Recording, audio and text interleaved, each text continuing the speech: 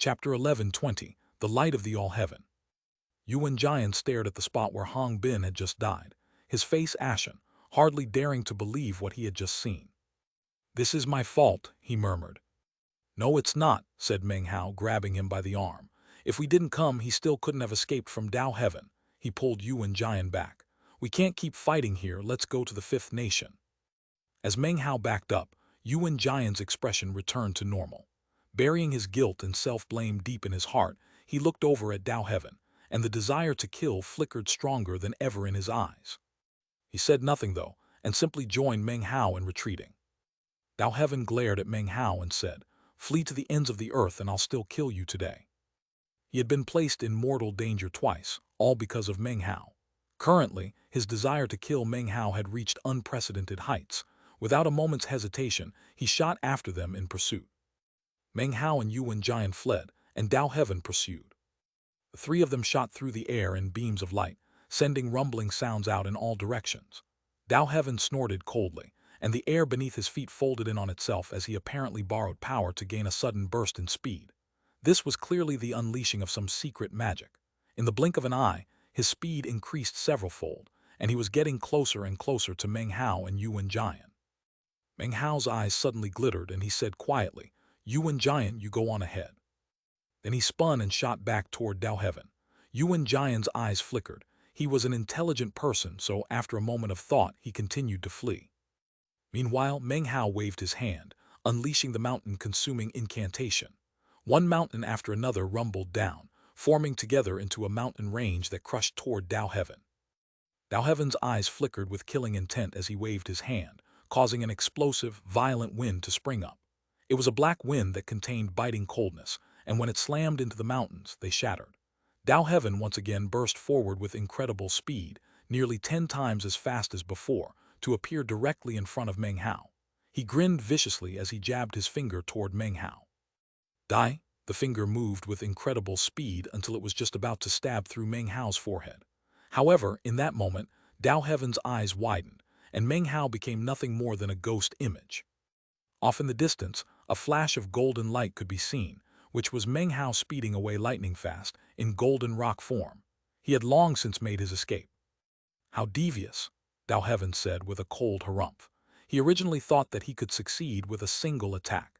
He had never imagined that Meng Hao would have prepared in advance to flee in golden rock form, using the mountain-consuming incantation as a distraction. The only thing he had left behind for Dao Heaven was a fleeting ghost image. "You can't get away," he said, licking the blood from his lips and once again shooting after Meng Hao at top speed. Meng Hao's face had an unsightly expression. He had never encountered anyone of his generation who was as strong as Dao Heaven. He had to admit that, even in the immortal Emperor realm, he was still not a match for him. What kind of cultivation does he practice to get so strong? He entered the ancient realm 9 times and then pushed himself back down. Meng Hao frowned. Seeing that Dao Heaven was chasing after him, he waved his hand to summon a blood demon head, which roared as it shot back toward Dao Heaven. Dao Heaven snorted coldly and did nothing to evade. As the blood demon head closed in with gaping maw, he pushed both hands out in front of him and grabbed onto the upper and lower jaw, then began to rip it apart. The blood demon head let out a miserable shriek. It was no longer a mere illusory form, but even still, it was powerless to stop Dao Heaven. This was the first time Meng Hao had ever seen anyone deal with the blood demon head in such a way. However, as soon as the blood demon head shattered, a blood mist spread out in all directions. Just as Dao Heaven was about to charge through it, his eyebrows suddenly shot up, and he unhesitatingly shoved his hand out in front of him. As he made the motion, a fist shot out from within the mist of blood, which instantly made contact with Dao Heaven's palm. A huge boom rang out, and Dao Heaven's face fell. He felt an incredibly powerful force surging out of the fist. He roared, and his body surged with red light as he pushed back against the fist. The blood mist parted, revealing Meng Hao. The fist strike from just now had been his, and now that Dao Heaven was resisting it, blood oozed out of his mouth. He backed up a bit and his eyes went wide as he prepared to pursue. However, Meng Hao did not flee. Instead, he unleashed another punch. 1 punch, 2 punch, 3 punches. Meng Hao had seemingly gone mad. In rapid succession, he unleashed over 10 life extermination fists toward Dao Heaven. The two of them flew through midair. zigzagging back and forth as they got closer to the border of the sixth and fifth nations. Blood oozed constantly out of Meng Hao's mouth. After reaching the 17th punch, his eyes flickered, and he switched to the bedevilment fist. The punches were delivered with incredible speed, and even as Dao Heaven countered with his palm, his expression flickered for the third time. His face was even paler than before, and as Meng Hao unleashed yet another punch, he fell back a pace. As he fell back, Meng Hao shot forward, seizing the initiative. The bedevilment fist was once again unleashed with explosive force, once, twice, 3 times. Dao Heaven's face was extremely unsightly. He had now been forced back by 2 paces, and as Meng Hao's momentum built, he stepped back a third time. "Are you looking to die?" Dao Heaven said coldly. After falling back a third time, he forced himself to step forward again. He lifted both hands into the air, stretched them out toward Meng Hao, and then ripped them apart. "Heavenly sundering," he roared. As he jerked his hands apart, intense pain ripped through Meng Hao. It felt as if some intense power had entered his body and transformed into 2 massive hands that were trying to rip him into 2 pieces, starting with his chest. In this moment of crisis, his eyes were shot with blood. He thought about using his second nirvana fruit but decided against it. Now was not the time.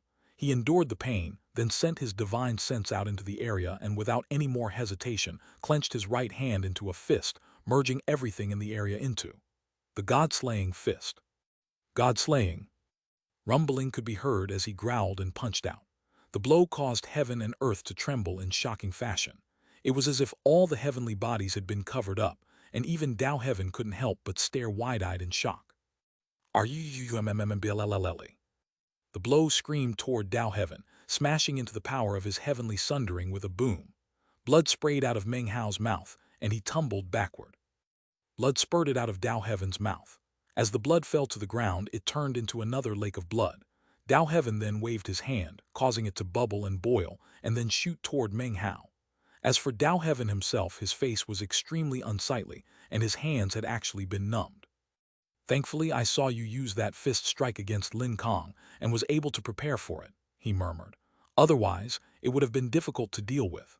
The killing intent in his eyes flickered stronger than ever as he stepped forward to pursue Meng Hao. Meng Hao sped backward, producing medicinal pills, which he immediately consumed. His eternal stratum was also hard at work restoring him. Soon, he was near the border of the 6th nation.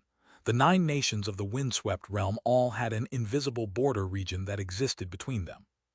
Any time you passed through the border, your vision would swim, and you would feel pressure weighing down on you. Meng Hao's eyes flashed as he caught sight of traces of Yuan Jian's aura near the border region. Without the slightest hesitation, he shot in the same direction as Yuan Jian's aura, Dao Heaven hot on his heels. The several hundred-meter distance between them was rapidly shrinking. Soon, Meng Hao passed through the border region, leaving the 6th nation and entering the 5th nation. The pressure from the 5th nation instantly increased dramatically. Yuan Jian was waiting just inside the border of the 5th nation, and as soon as he saw Meng Hao, he needed no prompting to guess at the plan Meng Hao had in mind. He threw his head back and roared, and his body rapidly increased in size. After a moment of preparation, he began to charge forward, passing Meng Hao and heading toward the barrier region. Almost in that same instant, Dao Heaven roared into the same area. "So you're ambushing me in the border region between nations where the pressure is different. Parlor tricks." Dao Heaven laughed coldly, and without any hesitation, performed an incantation gesture and pointed out. Immediately, a black lotus appeared, which instantly exploded. Black fog rolled out, along with an incredible force that slammed into Yuan Jian. Blood sprayed out of his mouth, and yet he didn't fall back but punched out. Dao Heaven strode forward, waving his right arm, which caused the immortal flail to appear on his arm again. He instantly lashed it out toward Yuan Jian. Yuan Jian's eyes flickered as the immortal flail closed in. Suddenly, he stretched his hand out and made a grasping motion. Rumbling could be heard as a battle axe appeared in his hand. It was none other than the ancient treasure that Meng Hao had acquired. Meng Hao had delivered it surreptitiously when he had pulled at Yuan Jian's arm earlier, completely unbeknownst to Dao Heaven. Yuan Jian threw his head back and roared, then slashed at Dao Heaven with the axe, unleashing power that could crush heaven and earth. Dao Heaven's eyes went wide. This was something that exceeded his powers of prediction. He waved his hand in defense, and yet, almost at the same time, his face fell, not because of Yuan Jian but Meng Hao. After entering the 5th nation, Meng Hao slapped his bag of holding and pulled out his second nirvana fruit. Even as Dao Heaven and Yuan Jian began to fight, he slowly lifted the nirvana fruit up and pushed it down onto his forehead. It sank into him, and he trembled as a terrifying aura erupted out from him. This was what caused Dao Heaven's expression to fall yet again. Meng Hao threw his head back and roared as his body grew larger, 9 meters, 18 meters, 27 meters, all the way to 45 meters, 60 meters, 72 meters. He was like a giant, with blue veins popping out on his head, his energy bursting up. He now had only one immortal meridian, and the power of his chi and blood, as well as his cultivation base, caused azure light to shine out from him. That azure light was a color that embodied respect. That was the light of the all-heaven. Dao Heaven's face fell, and his eyes filled with disbelief. He was panting, and inwardly he felt the most intense sensation of deadly crisis that he had ever felt in his entire life. Chapter 11:21, The Most Powerful State. Dao Heaven had a sudden, intense premonition that if he didn't do something to stop Meng Hao's aura from rising up explosively, then he could very well end up in the middle of a deadly catastrophe. Damn it, how could this Meng Hao be so strong? It was extremely rare for Dao Heaven to encounter anyone who caused him to think in this way. Screw off, Dao Heaven managed to shove Yuan Jian back, and then stepped forward amidst rumbling booms. Yuan Jian was no match for him. Even with the battle axe, he was still forced into constant retreat. However, he didn't shirk from fighting. Roaring, he unleashed the full might of his body cultivation power, fighting fiercely with Dao Heaven to buy time for Meng Hao. Meng Hao shook as he reached a height of 72 meters. All of his immortal meridians were now fused into one, and he was surrounded by brilliant azure light. Unfortunately, he was now distinctly aware of the fact that he couldn't actually fight while powering up. He wanted to, but was incapable. This was his first time absorbing the nirvana fruit and reaching the all-heaven immortal stage during a battle. The previous 2 times had been mere tests while in secluded meditation. Damn it, he thought, growing anxious. However, no hesitation could be seen in his facial expression. His power continued to surge, and to anyone watching it would seem obvious that there was more to come.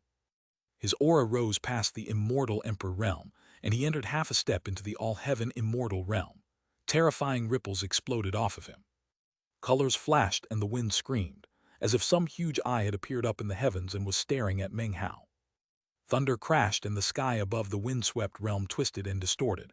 The lands quaked and the mountains trembled. The whole world seemed to be changing. Dao Heaven's eyes went wide when he saw Meng Hao's power rising up without stop. Even he had to admit that what he was seeing was terrifying to the extreme. He threw his head back and roared, performing a double-handed incantation gesture that caused his cultivation base to erupt with power. A black fog appeared in front of him, which churned as it transformed into a giant, one-horned beast that charged roaring toward Yuan Jian. Yuan Jian's face fell, and his anxiety grew. He wasn't sure what was going on with Meng Hao. Although they hadn't laid out specific plans, according to how the situation had developed, this moment was about the time when Meng Hao should make his move. Damn it, what's taking him so long? Yuan Jian roared inwardly. He had half a mind to flee, but instead gritted his teeth and faced the charging beast. A huge boom echoed out and blood sprayed out of Yuan Jian's mouth. The cracking sounds of breaking bones could be heard. Blood spurted out and he coughed up chunks of crushed internal organs and he was sent flying backward. His aura was weakening, and yet he clenched his teeth, roared, and then decided to go all out. He hefted the battle axe and slashed it viciously toward Dao Heaven, who was trying to rush past him. With a cold harumph, Dao Heaven took a step forward without attempting to dodge the blow at all, lifting his right hand up as he used the immortal flail to block the descending axe. A boom rang out and then Dao Heaven turned as if to shoot toward Meng Hao. Yuan Jian let out a roar and pounced, attempting to grapple Dao Heaven and hold him in place. Dao Heaven's face turned grim. Are you looking to die? His right hand clenched into a fist and he punched Yuan Jian in the stomach.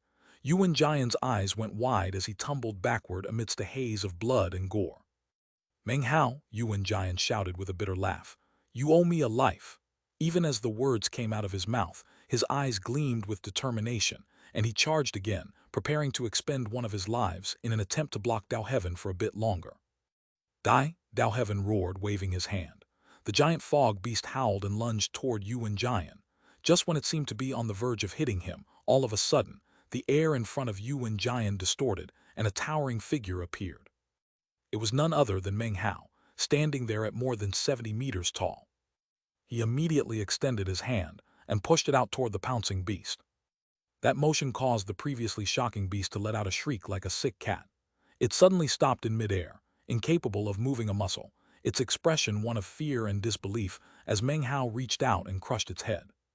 A boom could be heard as the beast exploded, sending bits of black fog rolling out in all directions.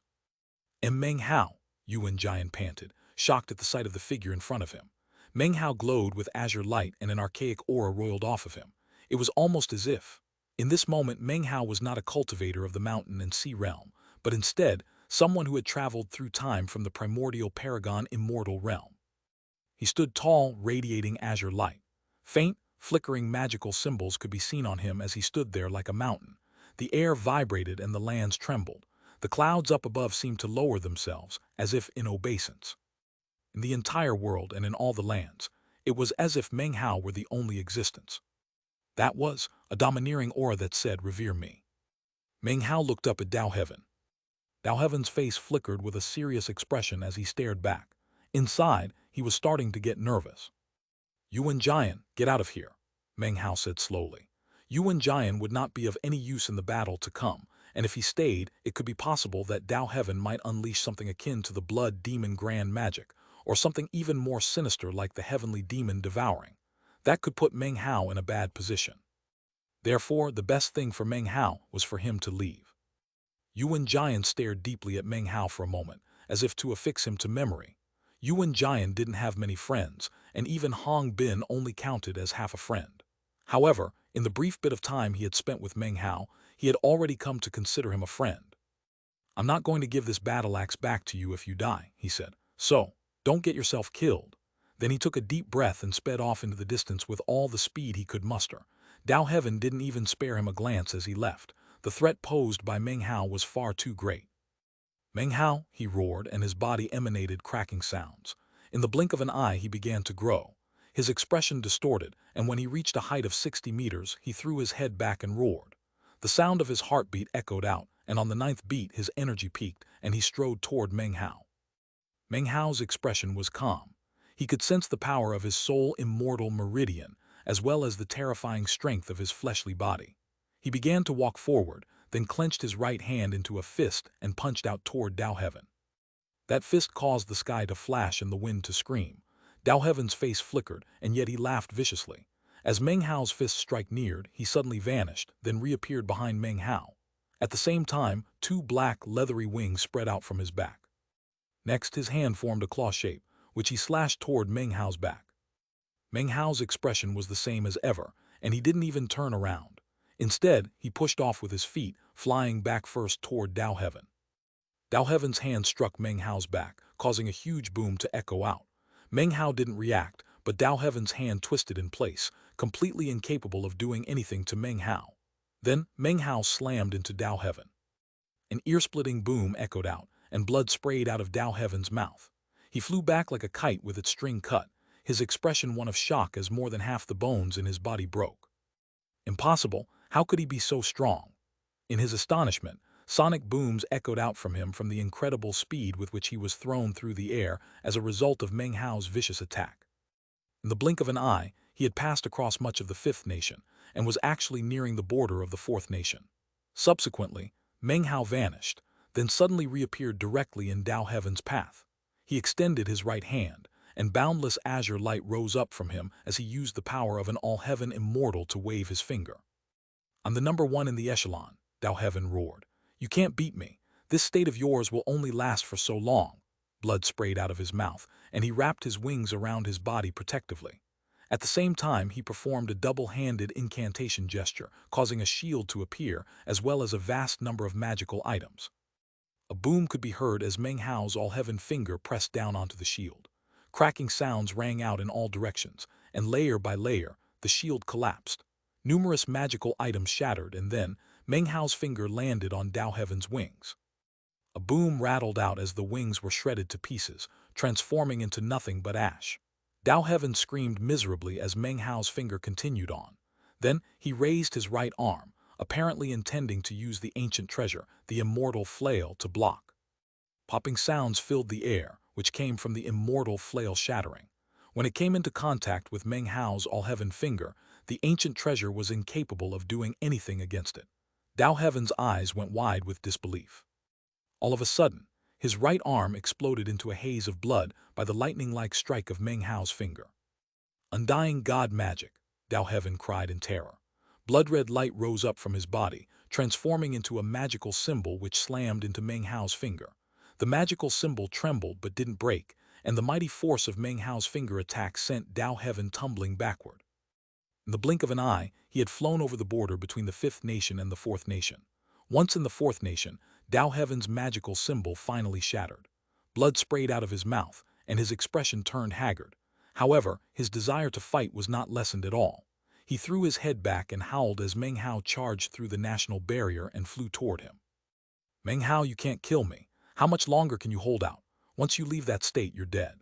Dao Heaven coughed up chunks of blood, and as Meng Hao closed in on him, performed an incantation gesture with his right hand, then waved his hand in front of him. Immediately, the air in front of him rumbled and shattered as a black streak of light flew out. It was none other than a scroll painting, Dao Heaven's paragon magic. Paragon painting open. Rumbling sounds could be heard as the scroll painting began to open up in front of Meng Hao. This time, it didn't open 30%, but instead, 70%. As soon as Meng Hao laid eyes on the unfurling scroll painting, it revealed a land filled with killing intent. In the middle of the land was a statue of a young man in a black robe, sitting there cross-legged. He had long hair that draped down onto the land upon which he sat. Rising up from him was an indescribably cold, murderous aura. Chapter 11:22. I call him Slaughter. As soon as the intense murderous aura appeared, it rolled out in all directions, kicking up clouds of dust. Lightning crashed repeatedly, and the entire world was stained by the aura of killing until it was black. It was as if the statue in that scroll was no longer a painting. Furthermore, the windswept realm no longer seemed to be the windswept realm, but instead, the world inside the scroll painting. Everything was pitch black, both the land and the sky, and yet somehow Meng Hao could see everything clearly. The statue was sitting there cross-legged, wearing black robes. All of a sudden it twitched, and then slowly began to look up. It was a simple motion, but it caused rumbling sounds to fill the entire world. The flow of time seemed to cease, and the natural laws seemed to be thrown into massive chaos. Before this person, essences seemed to prostrate and kowtow in worship. An intense killing aura stabbed into Meng Hao's eyes like a sharp arrow, piercing into his mind, causing his entire body to shake. His face fell as he was suddenly filled with an intense sensation of deadly crisis. This sensation of danger did not come from Dao Heaven, but rather from the black-robed figure in the painting. Who is he? Meng Hao thought, his heart pounding. Just what kind of paragon magic is this? Every echelon cultivator had different paragon magics, and of the various types that he had encountered, only Dao Heaven's left him so astonished. Meng Hao's expression was very serious. He was in the all-heaven immortal realm, and knew that he was bursting with power. In fact, without this paragon magic, Dao Heaven would not be a match for him. It didn't matter that Dao Heaven had entered the ancient realm 9 times before. Each of those times, he had been treading an incorrect path. Meng Hao's path was that of the all-heaven immortal, an ancient path, and the most powerful in the immortal realm. Dao Heaven looked at Meng Hao, his eyes blazing with killing intent. "You said before that my path was wrong."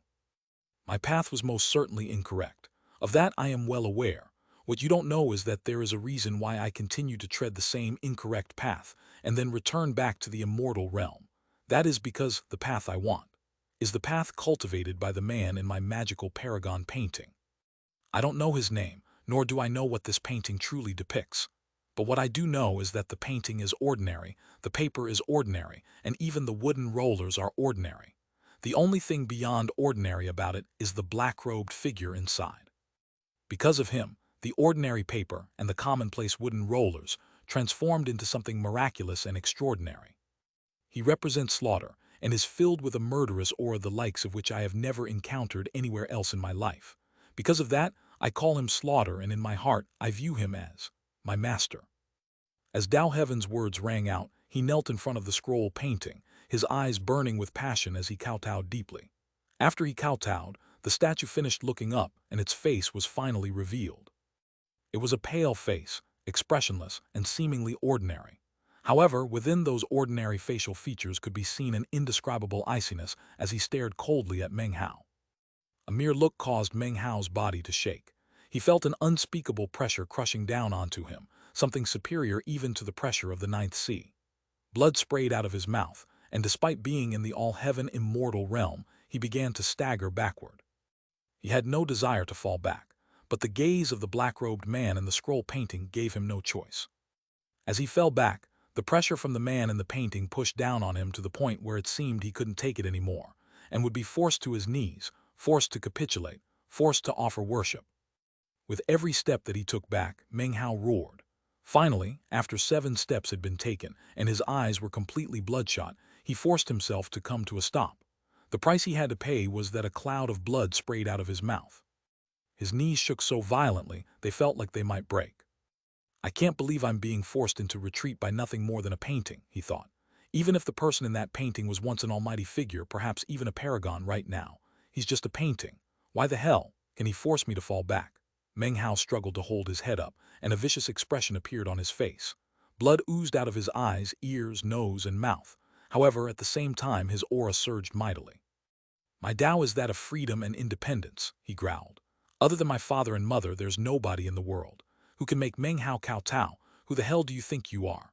He finished with a roar, and his all-heaven immortal cultivation base spun rapidly. His only immortal meridian rapidly expanded, forming the framework of a bridge inside of him. He waved his right hand ferociously, and that bridge-like immortal meridian suddenly erupted with power. Endless rumbling echoed out as it materialized. A real bridge, right in front of him. The Paragon Bridge. Meng Hao's Paragon magic was a powerful Tao to begin with.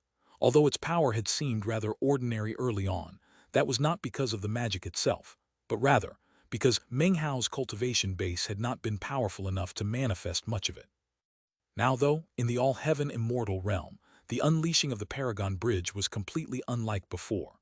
Rumbling filled the air as the majestic bridge descended right in front of Meng Hao, causing the sky to vibrate, shattering the land.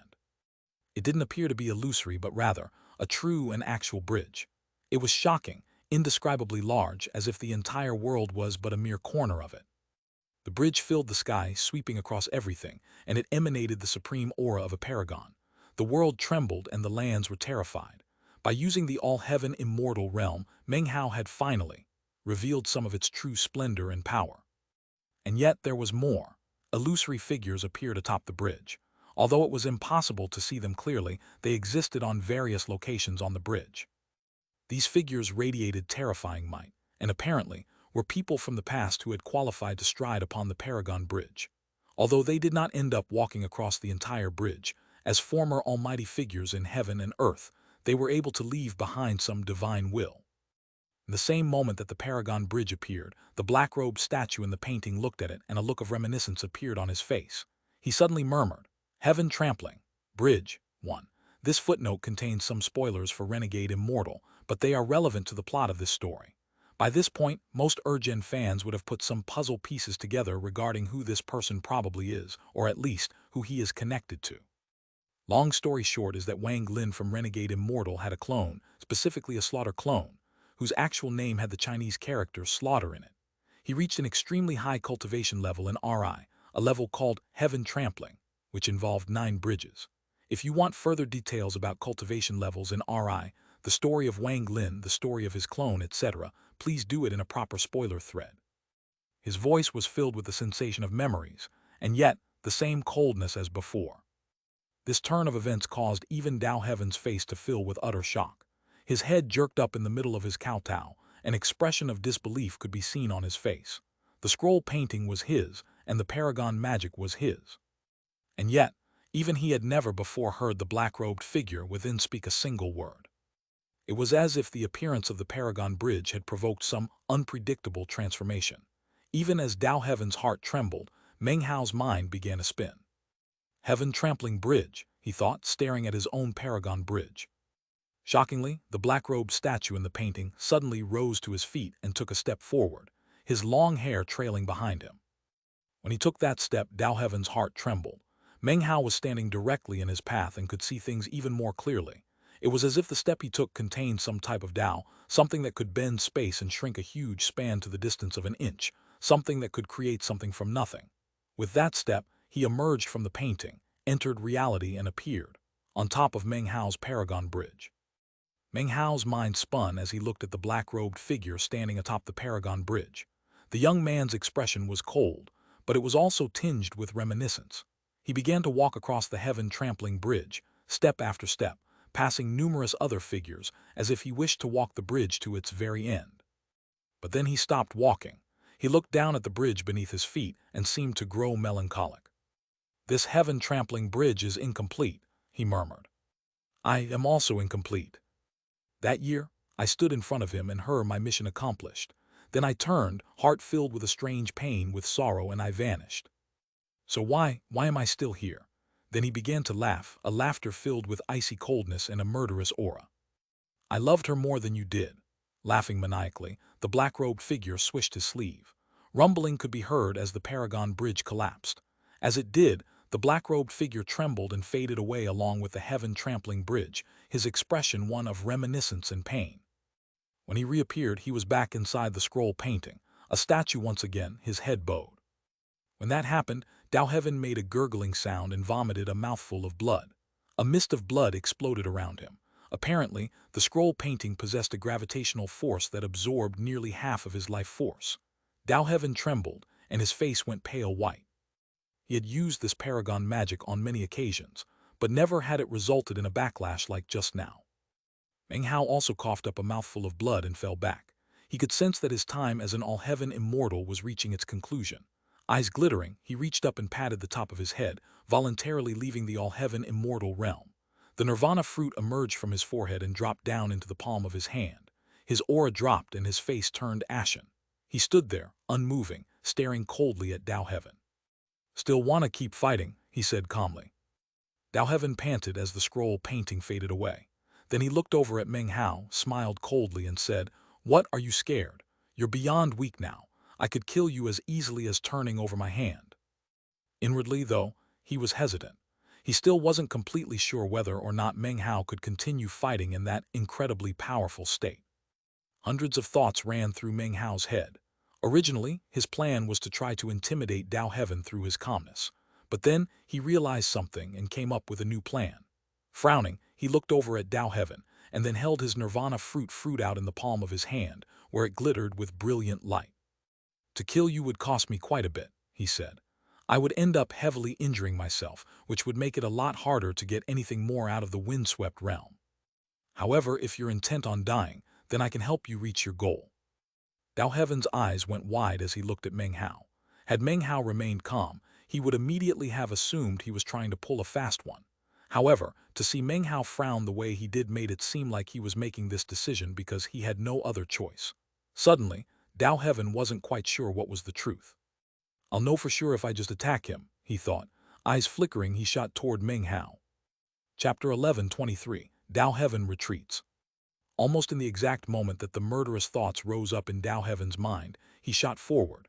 Meng Hao snorted coldly and suddenly backed up. At the same time, he decisively pushed the nirvana fruit down into his forehead.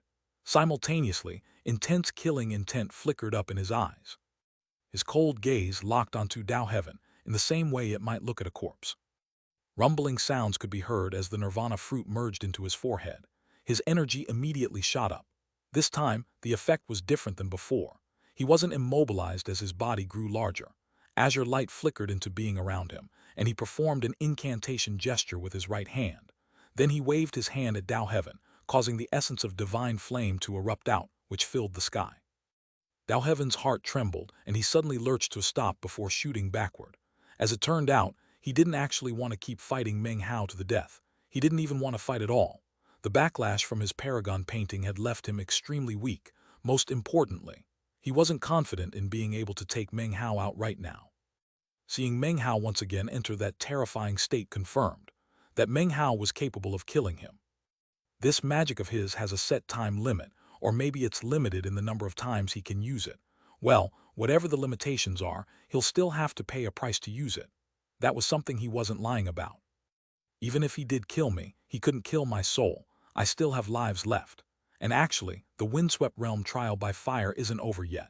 If we both get severely injured, not only would other echelon cultivators try to take advantage of the situation, we might lose our chance at getting more good fortune from the windswept realm.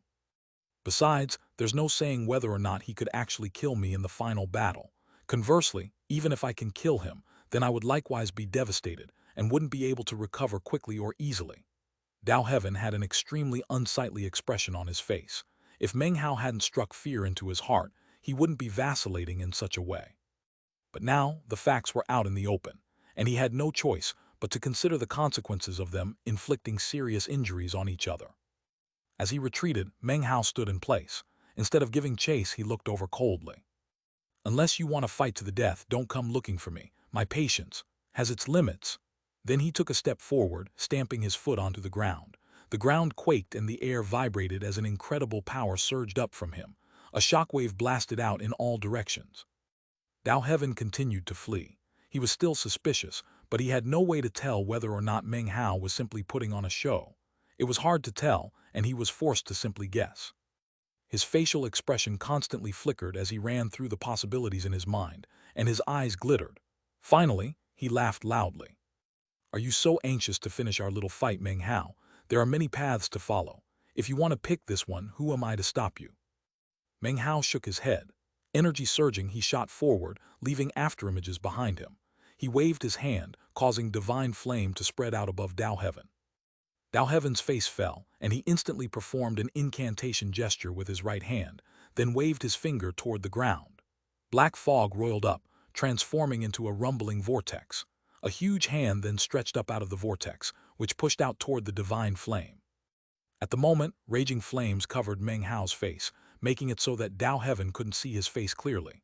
All he could see were his cold eyes, flickering with killing intent. Meng Hao didn't pause for even a second. As the essence of divine flame and Dao Heaven's magical technique slammed into each other, he strode forward and said, God slaying. His right hand clenched into a fist, seemingly embodying the will and might of heaven. The chi flow of the windswept realm converged, and his all-heaven immortal cultivation base caused colors to flash and the wind to scream. Dao Heaven's face fell as he continued to retreat, performing a double-handed incantation gesture. A portal suddenly appeared, which slammed open to reveal 9 bone dragons. Roaring, they flew out of the portal toward Meng Hao, surging with energy. Meng Hao's fist caused the world to shatter. The 9 bone dragons let out plaintive shrieks as they were shattered into tiny pieces. Dao Heaven took a deep breath and then flashed through the air, instantly falling back by 3,000 meters. Then he laughed. Meng Hao, fighting like this is meaningless. Since you don't really feel like continuing, then I Chen will just take my leave. Obviously, Dao Heaven was his Taoist name, whereas his true surname was Chen. With that, Dao Heaven fled, his expression normal but his heart filled with vigilance. Based on his personality, he thought, if he actually stops fighting because of what I said, then I'll know he's trying to trick me. As Dao Heaven fled, his expression and demeanor made it seem as if he truly wished to get away. Meng Hao's face was covered by the divine flame, and as such, Dao Heaven couldn't see anything more than Meng Hao's eyes. Those eyes didn't change at all and in fact, grew colder than ever. Even as Dao Heaven attempted to flee, Meng Hao caused the starstone in his eyes to melt, covering his body so that he transformed into a planet.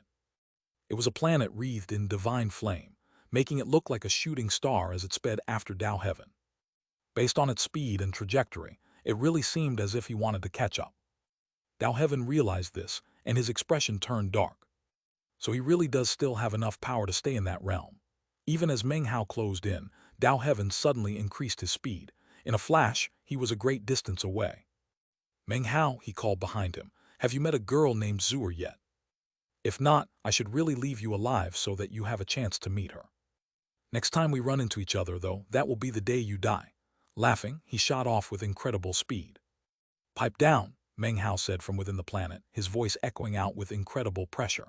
He continued to give chase for another several thousand meters. However, considering Dao Heaven's incredible speed, soon there was no trace of him. Meng Hao slowly came to a stop. The planet disappeared and his human form reappeared. He looked no different than he usually did. The nirvana fruit emerged from his forehead and dropped into his hand. He hovered there in mid-air, expression cold, looking in the direction Dao Heaven had fled. Finally, he gave a cold harumph, turned, and headed off in a different direction. He took his time leaving, and as for the direction he chose, it was none other than the third nation. Not long after he disappeared over the horizon, a strand of black smoke appeared on the battlefield. It swirled together in midair to reveal an illusory image of Dao Heaven, frowning. As Meng Hao disappeared in the distance, he let out a sigh. So he wasn't trying to trick me. After fighting me, he actually chose to go to the third nation. This Meng Hao is a formidable opponent. The illusory figure shook his head, then vanished. Meanwhile, Meng Hao was calmly making his way across the border of the fourth nation and into the third nation. As soon as he entered the third nation, he staggered to a stop and coughed up 8 successive mouthfuls of blood. With each mouthful of blood, his body wasted away by 10%. After only a few breaths of time had passed, he was so skinny that he looked like nothing more than a bag of bones. His hair had even turned completely gray. His expression lackluster, he very nearly fell down to the ground. As he stood there, he smiled bitterly. He actually had tricked Dao Heaven. His final decision to enter the all-heaven immortal realm came at the price of burning his life force almost to the very limit. In fact, he couldn't have proceeded much further even if he wanted to. It was only when he reached this point and was behind the barrier between nations, a place where Dao Heaven wouldn't be able to observe him, that he allowed himself to weaken rapidly. As the blood sprayed out of his mouth, he grew weaker and weaker. "This Dao Heaven is incredibly powerful," he murmured. The reason he had covered his face with the essence of divine flame earlier was because he didn't want Dao Heaven to realize that he was burning his life force. It was for the same reason that he chose to use the one-thought stellar transformation to become a planet in the final chase. Furthermore, the reason he chose to come to the third nation was that, according to his analysis of the situation, the fact that Dao Heaven had avoided the third nation on multiple occasions made it obvious that something was fishy. Picking the third nation made it seem like he was far stronger than he actually was. Fooling Dao Heaven was not an easy thing. He was incredibly devious and suspicious, and made numerous probing attempts to find out if Meng Hao was trying to trick him. To Meng Hao, it was like walking along the edge of a cliff. Even the slightest misstep could have left him in grave danger. What a pity! If I could fully absorb the second nirvana fruit and truly step into the all-heaven immortal realm, then I could definitely kill Dao Heaven. Right now, though, I'm not a match for him. Meng Hao frowned. He had to admit that in all the years he had practiced cultivation, and among all the countless chosen he had encountered, because of all the good fortune he had encountered, there was no one in his generation who was a match for him. He was even capable of sweeping over the echelon. Except for the echelon cultivator from the first mountain, Dao Heaven, he was a truly formidable opponent. After all, although Meng Hao had practiced cultivation for a much shorter time than Dao Heaven, who had deep and profound resources at his disposal, Meng Hao also had significant good fortune and was far beyond ordinary. Anyone who got into the echelon was by default an extraordinary person. Also, anyone who had a chance of being acknowledged by Zuer, the successor of Immortal Ancient, could by no means be a weakling. Meng Hao's eyes flickered, and he produced some medicinal pills to consume. After a moment, his eyes widened as he suddenly realized something. How come I didn't feel any pressure after entering the third nation? Before, every time he passed through border barrier from one nation to another, there would always be pressure weighing down. The only time it hadn't happened was here in the third nation. Dao Heaven always seemed to avoid the third nation. There must be some mysterious secret about this place. However, that's a good thing for me since I'll be able to focus fully on healing myself, although I don't want to stay here for too long. Once I've recovered a bit, I'll head back to the ninth nation. He flew onward and before long reached a mountain range where he found a remote cave. After settling down to meditate, he sealed the cave mouth. However, in almost the same moment that he began to meditate, his eyes snapped open. A brilliant red light had just begun to shine up from the blood-colored mask inside his bag of holding. Even the bag of holding was incapable of covering it up. Simultaneously, Meng Hao could sense the aura of the blood mastiff. It had been years since the blood mastiff had dissipated in the midst of protecting him. Although he had sensed signs that it might awaken on numerous occasions, this was the strongest by far. Meng Hao was delighted, and immediately took the blood-colored mask out of his bag of holding and sent some divine sense into it. As soon as he felt the blood mastiff, he realized that a connection and resonance had sprung up between them. There was an aura of blood in the area, which was incredibly enticing to the blood mastiff. It filled it with desire and was the main reason why it was now waking up. That blood was coming from the earth, from deep within the earth. Chapter 11:24, For the True Tao. Round the same time that Meng Hao entered the third nation, the middle-aged man in the imperial robes who sat cross-legged on the third nation's national aura mountain was looking into a crystal ball that floated in front of him. Light swirled about inside the crystal ball, and apparently an entire world existed isolated therein. If you looked closely, you would be able to tell that within that isolated world were three people. They were screaming, and apparently wished to be able to break out of the world but could not. If Meng Hao were there to see them, he would be incredibly shocked, perhaps even feel his scalp go numb. That was because he knew two of them. One was the dead boy Hong Bin, and the other was the 10th echelon cultivator Hai Donking. As for the third person, it was easy to imagine who it might be. As expected, it was the echelon cultivator from the second nation, who had died by Dao Heaven's hands. Although those three people were already dead, their souls appeared to be sealed inside of that crystal ball. What a bizarre situation. Suddenly, the man in the imperial robes opened his eyes, and a mysterious light could be seen glowing within them. He slowly turned to look in the direction of the border between the third and fourth nations. In the same moment, Meng Hao entered the third nation. This man's cultivation base was not incredibly high, and he was not even in the immortal realm. However, he had a bizarre aura floating around him that made him seem completely mysterious and enigmatic. At the same time that he opened his eyes, numerous figures appeared around him, either standing on the mountain peak or floating above it. All of them wore black robes, with cowls that covered their heads, making it impossible to see their faces. However, all of those figures emanated the ripples of the ancient realm. Of course, cultivators of the windswept realm were incapable of breaking through to even the immortal realm, let alone the ancient realm. And yet here were multiple powerful experts of the ancient realm. Furthermore, among the black-robed experts were 2 or 3 whose cultivation-based ripples were stronger than the others, indicating that they were comparable to elders from various sects and clans in the mountain and sea realm, with 10 or more extinguished soul lamps. All of them hovered there silently, awaiting the orders of the man in the imperial robes.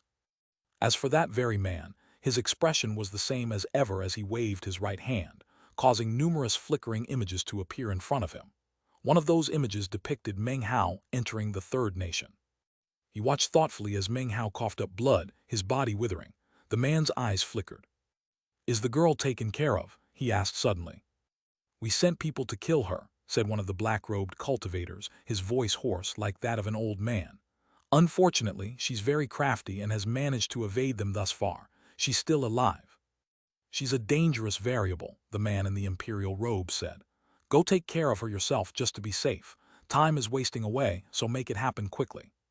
"For the true Tao," the black-robed man said earnestly, clasping hands and bowing. "For the true Tao," responded the man in the imperial robes. "For the true Tao," the rest of the black-robed men chanted fervently in unison, lowering their heads. Regarding Meng Hao, he counts for nothing, much the same as Tao Heaven. They are ants in a maze, nothing more. Ignore them. If he dares to come to the national aura mountain, then just as Tao Heaven, he will flee in fright and never dare to set foot back into the third nation again. We should tangle with the echelon only if necessary, so leave them alone. They will become useful to us later. Soon, when we leave this mountain, then we will achieve our grand design." The man smiled, gazed into the crystal ball for a long moment, and then closed his eyes. The black-robed men maintained silence. After clasping hands and bowing, they slowly dispersed, each one heading in a different direction.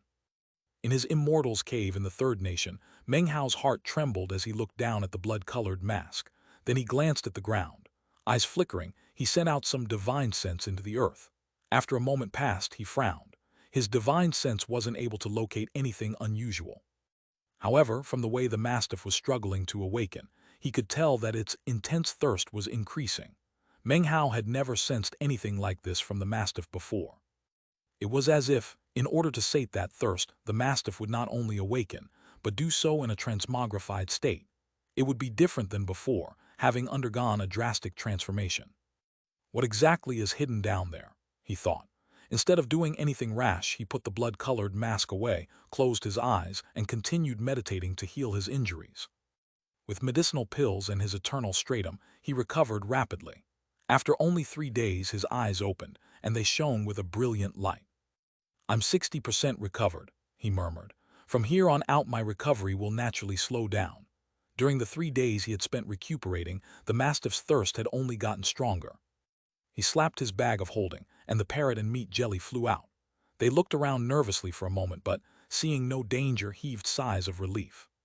"Don't worry, Tao Heaven isn't chasing us," Meng Hao said with a cold snort. Sometimes the parrot and meat jelly acted fearless in the face of death.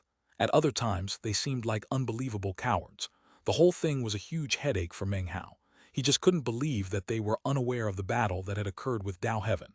He had even considered directly summoning them. However, during the heat of the battle, both of them had been busy playing dead. "Hey, you can't blame Lord Fifth for this," said the parrot with a guilty chuckle. "Considering Lord Fifth's level of skill, a single glance and a few breaths of time would be all it took to wipe Tao Heaven out thousands of times over. The problem was I really happened to be napping at the time. Ha ha ha." "Lord Third disagrees," the meat jelly said solemnly. "Lord Third thinks that you need practice. In order to become truly strong, you need more and more experience. Lord Third will never help you unless it's absolutely, positively necessary." To hear the meat jelly say something like this caused Meng Hao to stare in shock. Historically speaking, the meat jelly would always just copy the parrot. It wasn't just Meng Hao who was taken aback. The parrot was also stunned. "Did you two get into an argument?" Meng Hao asked curiously. The parrot cleared its throat, then glared threateningly at the meat jelly. "Old Third is actually right," it said, putting on an air of superiority. "It seems there's no need for Lord Fifth to hide the truth from you. It's true. Unless there is an extremely deadly crisis, we won't do anything to help you." "That's right," yelled the meat jelly. "Lord Third and this evil bird did get into an argument. Damned pigeon. Henceforth our differences are irreconcilable." "What did you just say? I dare you to say it again," squawked the parrot, its feathers standing on end. "I'll say it again," roared the meat jelly, glaring at the parrot. "I'll even say it 3 times." Meng Hao instantly felt a headache coming on. Seeing that the two of them were about to start arguing, he snapped, "Enough. If you want to argue, you can do it back inside the bag of holding. Parrot, look around and see if you can see anything strange about this place. Meat jelly, you check it out too. There's something off here, there's some bullies." At first the meat jelly looked disdainful, but as soon as it heard bullies mentioned, its eyes shone brightly. It looked closely at the ground, and then suddenly gasped. "There really are bullies, lots of bullies." The parrot looked over, and its expression flickered with disbelief. "Desolate blood-driven heavenly departure formation. That's an ancient evil spell formation, and yet people nowadays are still able to use it. It operates on sacrifices, but to offer sacrifices here, this is impossible." Meng Hao's eyes glittered, and he sent out his divine sense to merge with the parrot and meat jelly. In that instant, his mind trembled, and he suddenly saw numerous images. Deep down in the earth, far, far below, was a sprawling necropolis. The necropolis was huge, and featured 99 gigantic pits of boiling blood. The boiling blood let off a blood-colored mist that swirled up into the air. Sitting cross-legged next to each of the 99 blood pits were countless cultivators. Their cultivation bases were not very advanced, and so skinny that they looked like bags of bones. They stood next to the pits, fanatical expressions on their faces as they slashed their arms with knives and poured the blood out into the pits. Gradually, the sound of chanting could be heard, filling the necropolis. Deeper into the necropolis were dozens of black-robed figures, sitting cross-legged in meditation. They appeared to be standing guard. Because they were protected by what seemed to be a spell formation, Meng Hao couldn't make out the level of their cultivation bases. Most shocking of all was that at the bottom of each of the 99 blood pits was a cultivator, sitting there cross-legged. There were 99 of them, one for each pit, and considering that they were submerged in blood, if it weren't for the fact that Meng Hao was using a special vision technique, he wouldn't be able to see them. Meng Hao recognized one of those cultivators. It was none other than the old man from the 9th nation, Giant Daisy. Meng Hao began to pant.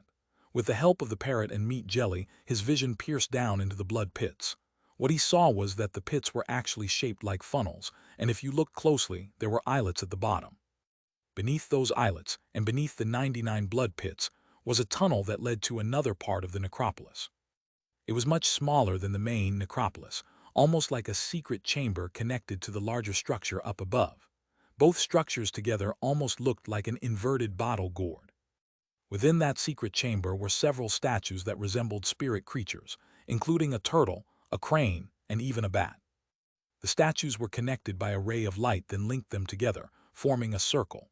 In the middle of that large circle, in the very center of the secret chamber, was a blood-colored block of ice. That blood-colored block of ice contained something sealed inside of it, a blood-colored bat. That bat looked the same in every respect as the bat statue among the surrounding group of statues.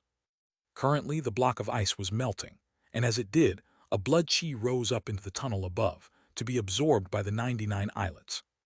What is all this? Thought Meng Hao, his face flickering. When he looked at the blood-colored block of ice, he immediately felt an aura of boundless evil buffet against him. Although he was only looking at it with divine sense and was separated from it by the parrot and meat jelly, he could still sense it. It was an evil filled with madness and terrifying power. It was definitely something that cultivators couldn't control. It was like something that exceeded the natural laws of heaven and earth, and even that of essence. That's a renegade spirit, the parrot murmured. Chapter 11:25, Take its place. Renegade spirit. It was a term Meng Hao wasn't familiar with, but from the way the parrot said it, it sounded like something that had a long, complicated history. The meat jelly looked confused at first, but after a moment appeared to have recalled something, and it started to shake. At the same time, the blood mastiff, who was still in his bag of holding inside the blood-colored mask, began to struggle with an even stronger thirst, as if it wanted to consume that blood-colored bat. Meng Hao's face flickered as he retracted his divine sense from the necropolis. He sat there in the immortal's cave, lost in thought and hesitation. However, inside the blood-colored mask, the blood mastiff was emanating an intense thirst that seemed to be reaching a peak. "So you want to eat it, huh?" Meng Hao murmured. He suddenly clenched his teeth. If he wanted his cultivation base restored to its peak, it would take over a month, even with the combination of medicinal pills and his eternal stratum. However, too many things could happen in a month. There were strange goings-on in the Third Nation, and he had no desire to stay here any longer than necessary. "Well, I'm going to help you." The mastiff occupied a special place in his heart. He would never forget the first time he had laid eyes on it, how small it had been, and how attached it was to him. He had raised it from when it was tiny, and in the Blood Immortal Legacy Tournament it had protected him and had even died for him without the slightest hesitation. In its final moments, it had merely turned back for a moment in an attempt to lick his face, as doing so one more time would make it completely content. Images from the past rose up in his mind. How could Meng Hao ever forget his loyal mastiff? As soon as he made his decision, the parrot looked at him in shock. "Are you crazy?" the parrot squawked. "That's a renegade spirit, a mysterious entity of heaven and earth. It looks like this particular renegade spirit is dead, but it's definitely something that you and the mastiff are no match for." "These people of the windswept realm can use this renegade spirit," Meng Hao replied. "Well, why can't I?" Without any further hesitation, he stamped his foot on the ground and began to sink down into the earth. The parrot let out another squawk and, seemingly throwing caution to the wind, followed Meng Hao. The meat jelly blinked and then also followed along.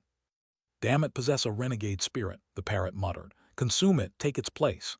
"Crazy, Meng Hao, you're crazy. That mastiff is crazy too. Well, fudge, Lord Fifth is also crazy." As the meat jelly followed along, it also yelled, "Lord Third is crazy too." Meng Hao sank down into the ground, heading in the direction he had probed earlier with divine sense. Meanwhile, out in the Third Nation, the man in the imperial robe sat cross-legged on the national aura mountain. All of a sudden, his eyes snapped open. He shot to his feet, his expression one of shock, disbelief, and then rage. "Damn it! The renegade spirit's blood burial site has a spell formation that obscures divine sense. The secret entrance wouldn't even be visible to someone in the Tao realm. This Meng Hao, how did he discover it?" The man's face flickered, and without realizing it, he began to take a step forward. However, in almost the same moment he stopped in place, eyes fixed on the crystal ball. His expression darkened. "Kill him and bring me his head," he ordered coldly. "Investigate how exactly he was able to see through to the blood burial site." In response to his orders, 17 or so black-robed men appeared nearby, all of whom clasped hands and said, "For the true Tao." With that, they turned and disappeared. Down below the lands of the Third Nation, Meng Hao sped along, his expression ruthless, his eyes swirling with killing intent. He wasn't fully recovered from his injuries, but he could unleash about 60 to 70% of his cultivation base. Bursting with explosive speed, he went deeper and deeper. Everything was pitch black and there was no path that could be seen. Even sending out his divine sense, he saw nothing. Soon, he reached the location he had seen with the help of the parrot and meat jelly. He came to a stop. It should be around here, he thought, eyes flickering. He looked over at the parrot, who muttered to itself for a moment before shining with radiant, multicolored light that spread out in all directions. There up ahead, Meng Hao could finally see the necropolis in his divine sense. He looked at it and gritted his teeth. He knew that there was something strange going on in the third nation, and he was well aware that his cultivation base had not yet been restored to its peak. Therefore, if he was going to fight, he needed to do it decisively. He shot forward, causing muffled rumbling sounds to echo out underneath the lands. He pierced through the soil like an arrow, and when he emerged, he found that he wasn't inside the necropolis but rather had just slammed into a huge, invisible barrier. The moment his body slammed into it, a backlash attack hit him and blood oozed out of his mouth. He backed up, and everything began to shake. Cracks spread out on the surface of the barrier. At the same time, the cultivators inside the necropolis all heard the rumbling sounds and could sense the trembling. They clustered around the blood pits, and the ones slashing their arms to pour out blood all looked up with expressions of shock. Simultaneously, the dozens of black-robed cultivators with obscured faces, the ones standing guard, all rose to their feet and looked in the direction from which the sound echoed. Outside of the necropolis, Meng Hao bellowed, "Parrot." The parrot seemed conflicted about what to do for a moment, but then it squawked and caused the light shining off of it to speed toward the barrier. "Listen to Lord Fifth and open up," it roared. The multicolored light slammed into the barrier, instantly opening up a hole. Without the slightest hesitation, Meng Hao shot through the hole, stepping right into the necropolis. Everything happened incredibly quickly, which was how Meng Hao preferred to do things, to fight with decisiveness. Almost as soon as he entered the necropolis, cold snorts echoed out, and dozens of black-robed men flew into the air. All of them emanated the fluctuations of ancient realm cultivation bases. Their energy surged, and they joined forces in a unified attack, which sped through the air toward Meng Hao. Almost as soon as Meng Hao began to charge forward, his face fell.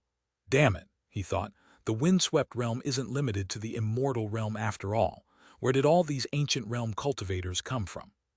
He waved his right hand, sending the essence of divine flame roaring out toward the dozens of black-robed cultivators. A boom rang out, and blood oozed from Meng Hao's mouth as he backed up. The dozens of black-robed cultivators also backed up a bit, but it only took a moment for them to once again close in. Divine abilities and magical techniques blazed to life, joining together and then smashing toward Meng Hao. Meng Hao's eyes glittered as the lightning cauldron appeared. Thunder cracked and electricity danced, but unfortunately, the transpositioning function didn't work. Meng Hao's heart sank. Putting the lightning cauldron away, he didn't hesitate any longer to stride forward and meet the incoming cultivators in battle. "Screw off," he roared, relying on the strength of his fleshly body to fight back against the divine abilities and magical techniques. He was like an explosive dragon, battering ahead, his right hand utilizing the life extermination fist, his left hand the bedevilment fist. Both fists struck out with mad, explosive power. 7 black-robed cultivators were blasted aside, blood spraying out of their mouths. Meng Hao shot like lightning toward the region with the blood pits. "Halt!" a cold voice cried. The dozens of the black-robed cultivators once again moved to block Meng Hao's path. 3 of them waved their hands and, shockingly, sea dragons appeared, which roared toward Meng Hao. Taoist magic of the 9 seas god world. Meng Hao's eyes widened as he looked over at the black-robed men. Then he snorted coldly, performed an incantation gesture, and pointed out with his finger. Numerous mountains descended, linking together into a mountain range that smashed down toward the men. At the same time, he shot onward, getting closer to the blood pits. By this point, he was about 300 meters away. The entire necropolis trembled, and quite a few of the black-robed men coughed up blood. However, they continued to seek to block Meng Hao, almost as if they were deranged.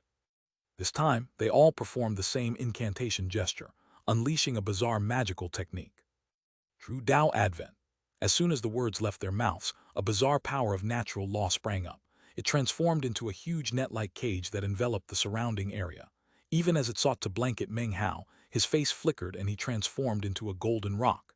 As the net of natural law neared, he suddenly shot forward and slammed into the chest one of the black-robed men.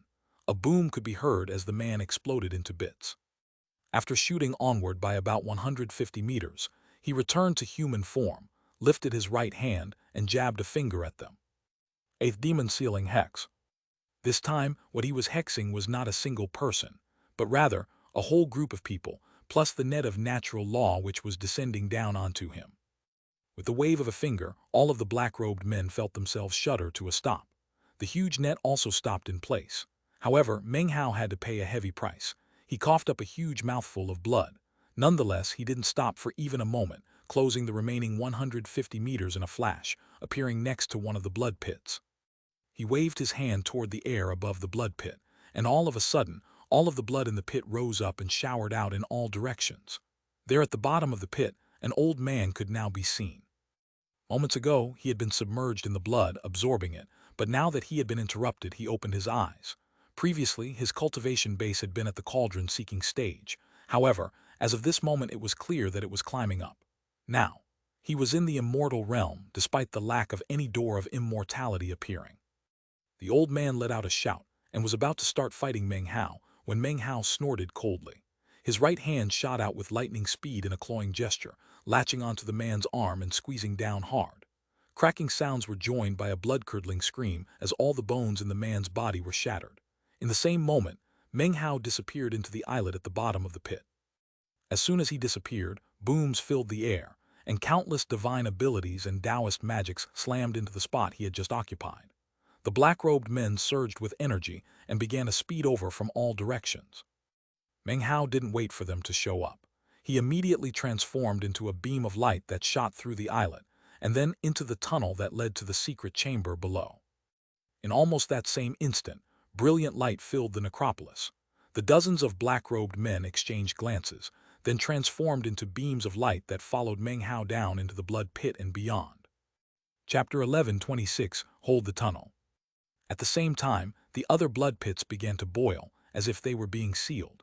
Clouds of bloody mist rose up into the air, which transformed into blood-colored swords that then hovered up above, radiating murderous auras. The only pit with no blood sword was the pit Meng Hao had just vanished into, the one all the black-robed men were speeding toward. Meng Hao moved with incredible speed. When he emerged from the blood pit, he found himself in a long, narrow tunnel that sloped downward into the secret chamber below. When he emerged into the chamber, blood-colored light stabbed dazzlingly into his eyes. Inwardly, he was shocked at the indescribably evil aura that blasted against his face. It was as if countless miserable screams were echoing in his ears. Somehow, the voices seemed familiar, as if each and every one belonged to people he knew. The effect wasn't limited to just voices. Myriad visual hallucinations appeared, and at the same time, his body felt like it was about to collapse, as if he were in the deepest depths of the Yellow Springs. His heart began to pound and his blood flowed in reverse. His face fell, and his cultivation base was almost thrown into chaos, to the point where he almost lost control of it. He quickly bit the tip of his tongue, using the surge of pain to gain clarity. Face pale, he immediately fell back toward the tunnel, and only when he reached it did he manage to stave off the sensations. Furthermore, he had the strong premonition that even remaining at the entrance of the tunnel for too long would allow the evil aura to infect him completely, and he might even lose his cultivation base. The feeling of intuition made his eyes widen. He quickly looked around and saw the statues surrounding him, a Xuanwu turtle, a crane, and even a deer. Are they all renegade spirits? He thought, eyes widening. Then his eyes came to rest on the blood-colored block of ice, and he saw what was sealed inside of it, the blood-colored bat.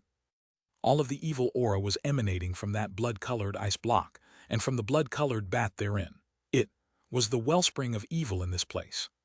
The parrot and meat jelly looked around, their faces flickering. It was at this point that a howl echoed out from inside Meng Hao's bag of holding. The blood-colored mask flew out to hover in midair, rumbling and emanating blood-colored light. That blood-colored light indicated that the mastiff had finally awakened. It suddenly flew out into the open, turning to look at Meng Hao with a gaze of deep fondness. It was the same look it used to give him when it was small. In its world, Meng Hao was its master, its family, and the entire purpose of its life. After looking at him, its eyes filled with determination, and it howled. Then it turned, transforming into a blood-colored beam that shot into the block of ice, where it began to attempt to possess the renegade spirit to take its place. If it failed, it would die. But if it succeeded, from then on it would be a renegade spirit. If not for the fact that this renegade spirit was extremely weak, and perhaps had already died long ago, it would normally be impossible for the mastiff to succeed. And even in this state, no one could tell whether it had a chance. Thankfully, it was a spirit born of blood, and therefore had the same origin as the blood bat, which gave it a bit better of a chance. Rumbling echoed out, and the blood-colored ice block trembled. Strange howls could be heard echoing out, along with the sounds of a fierce battle that quickly filled the secret chamber. Blood sprayed out of Meng Hao's mouth, and he backed up swiftly. He was incapable of helping the mastiff possess the renegade spirit, so the only thing he could do was protect it in this critical moment. Whether or not it would have the good fortune to succeed depended completely on the mastiff, not Meng Hao. Furthermore, he couldn't stay where he was. He had to leave. If he stayed any longer, he would be infected by the evil aura, and his cultivation base would begin to waste away. Besides, he could hear the sound of the black-robed cultivators whistling through the tunnel behind him. He took a deep breath and looked over at the parrot and meat jelly. The parrot instantly understood the look in his eyes. It hesitated for a moment, then let out a squawk. Time to go for broke. Fudge, Lord Fifth is gonna go for it. Meng Hao, you owe me a favor big time. Old Third, get over here and help me. The parrot flapped its wings, causing numerous beams of multicolored light to fly out and cover over the blood-colored ice block. The meat jelly didn't look happy about the situation, but it flew over and let the parrot grab it. They merged together, and then unleashed a bizarre Taoist magic that enabled them to assist the mastiff and increase its chances of success. Even with the help of Lord Fifth, its final success will be determined by its own good fortune, the parrot roared. Many thanks, Meng Hao said. You've done all that you can. The rest will be up to it. As for me, I can't help much, but what I can do is stop the intruders and prevent them from interfering. He gave a final look at the block of ice into which the mastiff had disappeared, then turned and flew out of the secret chamber and into the tunnel. Although the evil aura still had a significant influence on him, he could still forcibly resist it for a time. Of course, if Meng Hao could do that, so could the black-robed cultivators. He wasn't willing to risk allowing them into the secret chamber itself. After all, he had no idea what actions they might take that could affect the mastiff and even lead it to fail. He cared too much about the mastiff, and therefore wouldn't make any decisions lightly. The only surefire option was holding the tunnel against the enemy. The overall structure of the blood burial site was composed of two parts, the larger necropolis above and the smaller secret chamber below. They were connected by this tunnel, which was Meng Hao's current location. Already, he could see the black-robed cultivators closing in on him. Eyes flickering with killing intent, he didn't hesitate for a moment before going on the offensive. Mastiff, you've defended me over and over again. Now, it's my time to defend you, he murmured.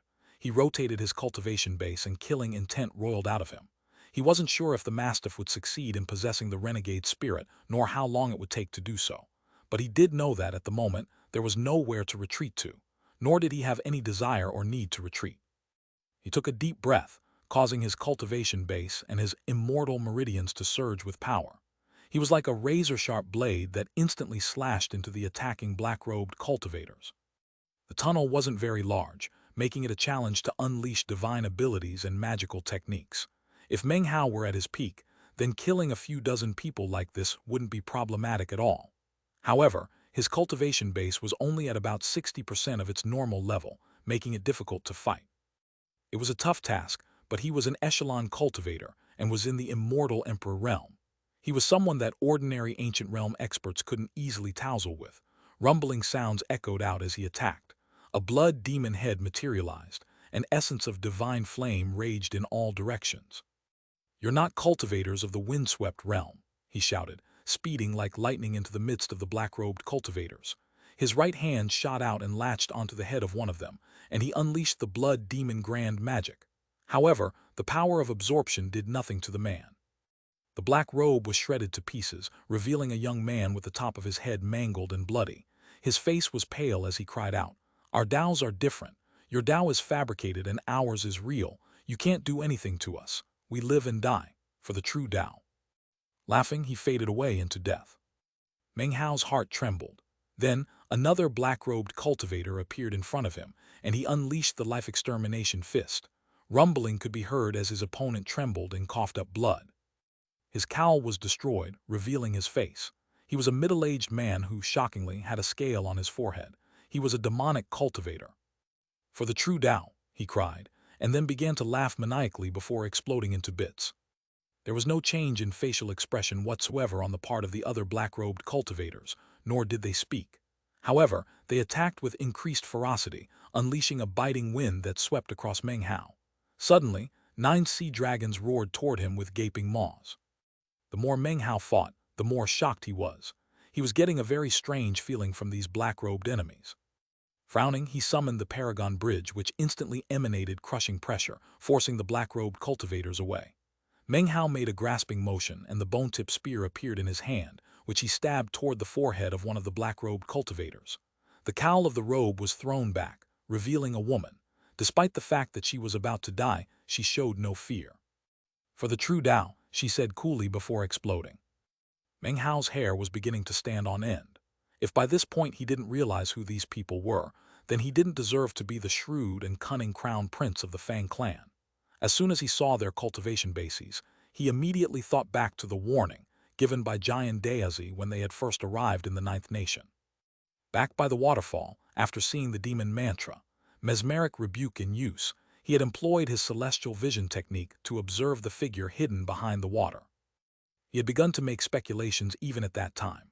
Later, he saw all of the other cultivators sinking into their desires, and he suddenly became aware that it was possible to become lost within the windswept realm.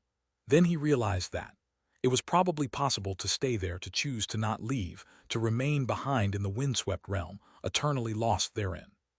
Back then he had considered that as a possibility. Now, facing these black-robed cultivators, Meng Hao received confirmation of his suspicions. "You people are cultivators from the mountain and sea realm," he roared. "You are from previous generations who came to the windswept realm and then lost yourself in your desires. In the end, you chose not to leave." The black-robed cultivators didn't answer his accusation. Instead, they simply looked at him and said, "For the true Tao." Their voices were calm, and even seemed to contain some strange power that left Meng Hao in shock. Next, the black-robed cultivators shot forward in attack. Booms rang out. Meng Hao's eyes were bloodshot, and his clothes were spattered in the blood of his enemies. Meanwhile, up above in the necropolis, the air rippled as 17 figures suddenly appeared. These were the people who had been dispatched by the man in the imperial robes. Black cowls obscured their facial features, and from the ripples coming from the cultivation base of the man in the lead, he actually had 10 extinguished soul lamps. When the man spoke, his voice was incredibly ancient. "Hear the orders of the Emperor. Kill Meng Hao. Fiendish formation, return to your positions. Resume the blood refinement." All of a sudden, all of the blood pits began to boil madly. The blood swords hovering over them flew over to the black-robed man, swirled around him, and then lined up into formation, after which they shot down into the tunnel toward Meng Hao. Expand. In almost the same moment that the blood-colored swords began to speed through the air, the bubbling blood in the 98 pits suddenly shrank down, revealing 98 cultivators. Each and every one was an old man, and they were all radiating blood-colored light that seemed to burst with evil. Suddenly, their eyes opened, and what could be seen was not the clarity of normal eyes, but a murky, bloody glow. It was as if they weren't even conscious or aware of themselves, as if they had been transformed into puppets that merely followed orders or acted on instinct. One of those old men was Giant Daisy, who no longer looked shrewd and intelligent like before. However, he didn't seem ancient and decrepit like before either, but instead seemed to burst with the vigor of his prime. All of them began to breathe, and when they exhaled, the air of evil around them seemed to increase. "Kill the intruder Meng Hao," said the black-robed man, his voice hoarse and raspy. Instantly, the 98 blood-colored cultivators roared and flew into the air. Currently, their cultivation bases were no longer at the cauldron-seeking stage. They had broken through from the spirit realm and into the immortal realm. Although they had just broken through, the evil auras that surrounded them made them seem extremely eerie. 98 old men became beams of blood-colored light that sped through the air toward the pit where Meng Hao was located. "You people too, get in there," the black-robed leader said to the other men who had come with him. One by one, they blurred away, vanishing. The black-robed leader was the last one to do anything. It was impossible to see his face or his expression, but he seemed to be lost in thought for a moment before waving his hand and causing a black light to spread out. It spread out to cover the entire area, apparently sealing it. Having accomplished this, the man began to slowly walk toward the pit where Meng Hao was located. "Meng Hao of the Ninth Nation, the Ninth Mountain, the Ninth Sea," he murmured. It was almost as if he were recalling something from the past. He sighed. In the tunnel below the necropolis, Meng Hao threw his head back and roared as he unleashed a fist strike with both hands, killing the final members of the first wave of black-robed cultivators.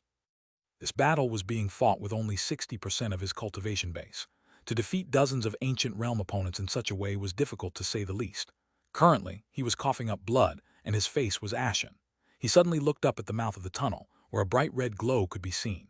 At that point, numerous red-colored flying swords could be seen screaming toward him, followed by the explosive, evil auras of the 98 blood-colored cultivators. As soon as their crimson eyes locked onto him, they howled like beasts and charged toward him in attack. Meng Hao's eyes widened as he realized that the flying swords were actually sentient. Both the swords and the cultivators seemed to be operating on the same source of power as the blood-colored ice block, except on a much weaker level. Meng Hao frowned and then let out a cold harumph. The starstone in his left eye melted and spread out to cover his entire body, transforming him into a planet. He then flew toward the incoming flying swords, causing rumbling sounds to echo out. He shot forth like a meteor, taking up nearly the entire diameter of the tunnel. When he slammed into the flying swords, a huge boom echoed out, and they were sent spinning back toward the blood-colored cultivators. The entire tunnel was thrown into chaos. Although there were quite a few of the blood-colored cultivators, because the tunnel was so narrow, they were unable to scatter or dodge, and were immediately bombarded by the full force of Meng Hao's one-thought stellar transformation. When it slammed into the men, blood erupted out, and all of them were ripped to shreds. However, it was at this point that the 17 black-robed men arrived, incantation gestures flashing in their hands. Waving their fingers toward Meng Hao, they roared, "Star-slaughtering Tao of lightning." As soon as the words left their mouths, the rumbling of thunder could be heard. 17 lightning bolts then shot out from the black-robed men, merging together in midair to form a single violet-colored lightning bolt. As soon as it appeared, it emanated a mighty power of expulsion. It seemed powerful enough to reject and expel heaven and earth, to reject natural laws, to reject essence. At the same time, the world seemed to be rejecting and expelling it. Meng Hao's mind trembled. When he looked at the violet lightning, he got the feeling that this was something which shouldn't even exist. It was not in accord with heaven and earth, did not conform to natural laws, and was not harmonious with essence. The instant it appeared, it seemed to be a Tao from another world. This was not something from the windswept realm, nor from the mountain and sea realm. It was a thing of pure destruction, and when it shot toward Meng Hao and slammed into his one-thought stellar transformation, the planet cracked and exploded. Meng Hao appeared, blood spraying from his mouth as he was sent tumbling backward. Simultaneously, time seemed to flow in reverse for all of the blood-colored cultivators who had just exploded. They rapidly reformed, as if they were eternally unkillable, after which they immediately shot forward in attack. Furthermore, each one grabbed a blood-colored sword, making them look exactly like sword cultivators. Meng Hao had an unsightly expression on his face. Behind the 98 blood-colored cultivators were 17 black-robed attackers. Meng Hao felt threatened to the extreme, and what was causing it wasn't the cultivation bases of these people, but the divine abilities and magical techniques they used. Almost in the same moment that the blood-colored cultivators closed on him, Meng Hao began to stride forward, unleashing the 7 God steps. His power rose explosively, and was even amplified because of the constraints of the tunnel. It was when he took his 6th step that he balled his right hand into a fist and unleashed the life extermination fist. Rumbling filled the air. This strike was filled with the power to exterminate all forms of life, and was backed by the full strength of his ancient realm fleshly body. A tempest sprang up, which ripped through the tunnel and slammed into the eternally unkillable blood-colored cultivators. They were instantly shredded into a bloody mist, and even as they began to reform, Meng Hao passed through them to close in on the 17 black-robed cultivators. The cultivators quickly began to perform incantation gestures. Any one of these people who faced Meng Hao alone on the battlefield would not be his match, not without some special Taoist magic. However, when they joined forces to attack, it was a different story. As they performed their incantation gestures, violet light swirled around them and formed into a long, violet spear, which instantly stabbed toward Meng Hao. It moved with incredible speed, causing intense ripples to emanate out, the same type that both rejected the world around it and was likewise rejected. However, this time, Meng Hao suddenly waved his right hand, causing dozens of black pods to fly out. Popping sounds could be heard as they transformed into blackpod imps, which screeched as they shot toward the black-robed cultivators, intent on possessing them. The black-robed men possessed unique and bizarre Taoist magics, but they were still just ordinary living beings with souls, and were still in danger of being possessed. Furthermore, they were in the middle of casting magic, and as such, the blackpot imps were easily able to enter their bodies. The chances for the blackpot imps to successfully possess them were small, but actually, Meng Hao didn't need them to succeed. When they failed, they were ejected and made divine sense attacks. The black-robed cultivators instantly began to tremble. At the same time, the Taoist magic they had unleashed, the terrifying violet spear, began to twist in mid-flight, and then simply dissipated. In that same moment, Meng Hao flew through the air, right hand clenching and then smashing toward them as the life extermination. Just when his blow was about to land, a cold snort echoed out from behind the black-robed men, filled with an archaic air. A shadowy figure walked out, another man in a black robe but taller than the others. This was their leader, the last man to join the fight.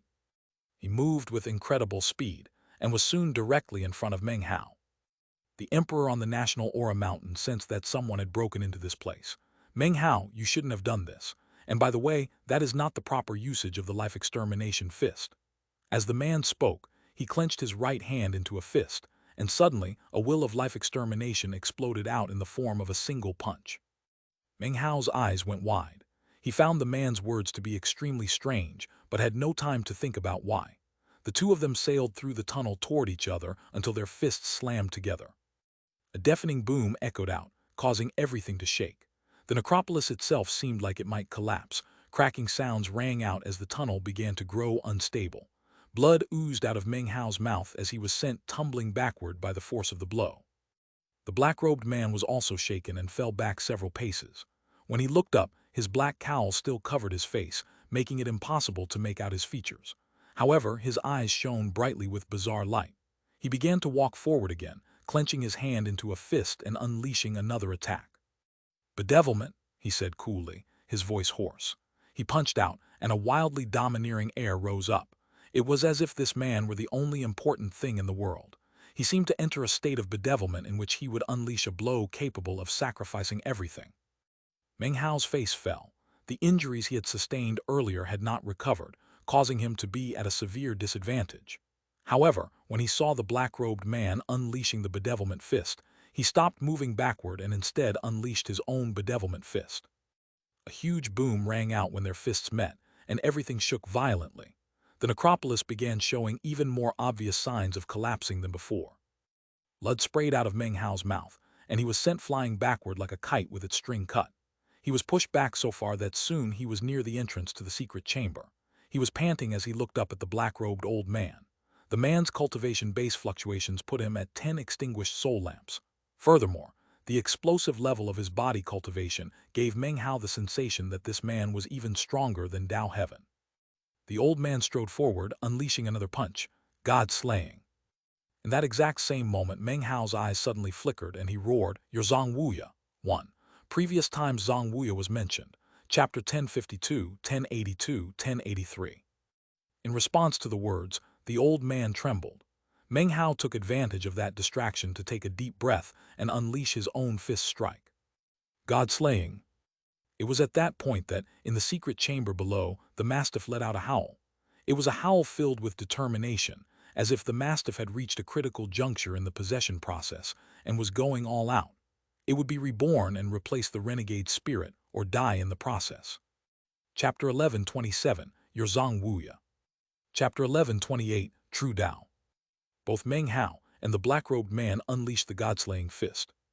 It was the last of the 3 body cultivation fists, which combined the will of extermination, the voluntary self-immolation for the sake of bedevilment, and materialized the will of slaughtering gods.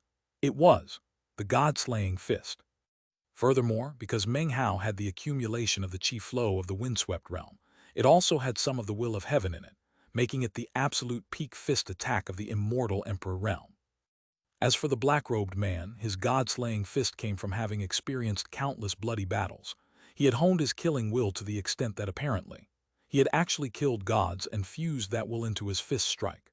When he struck out, heaven and earth crumbled and a massive wind kicked up. The two of them shot through the tunnel like lightning, their fists on a direct collision course. A massive, shocking rumbling sound shook everything, and that was before their fists even touched. The tunnel appeared to be on the verge of being ripped to shreds, as if it were being torn apart by two enormous hands.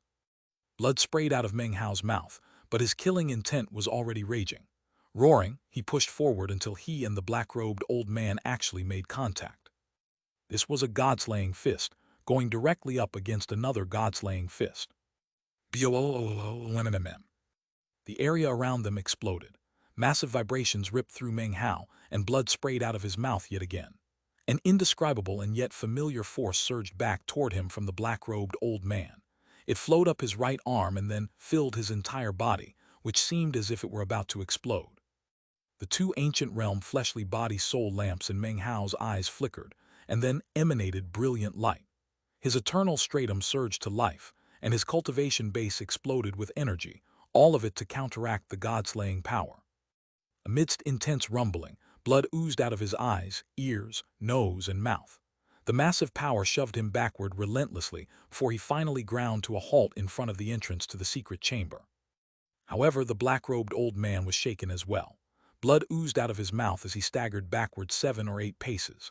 When he looked up, his eyes shone with a strange light, and he hunched over like a bow ready to unleash an arrow. Then he burst into movement, flying through the tunnel at incredible speed. In the blink of an eye, he was closing in on the entrance to the secret chamber, where Meng Hao was. As he neared, he could see into the secret chamber. The parrot and meat jelly were in full view, as was the blood-colored ice block. "So you're here for that," he said slowly, flicking his sleeve. Almost instantly, light streamed out of his sleeve, forming into a magical symbol which sped past Meng Hao and headed toward the blood-colored ice block. Meng Hao began to pant, and his eyes glittered with a cold light.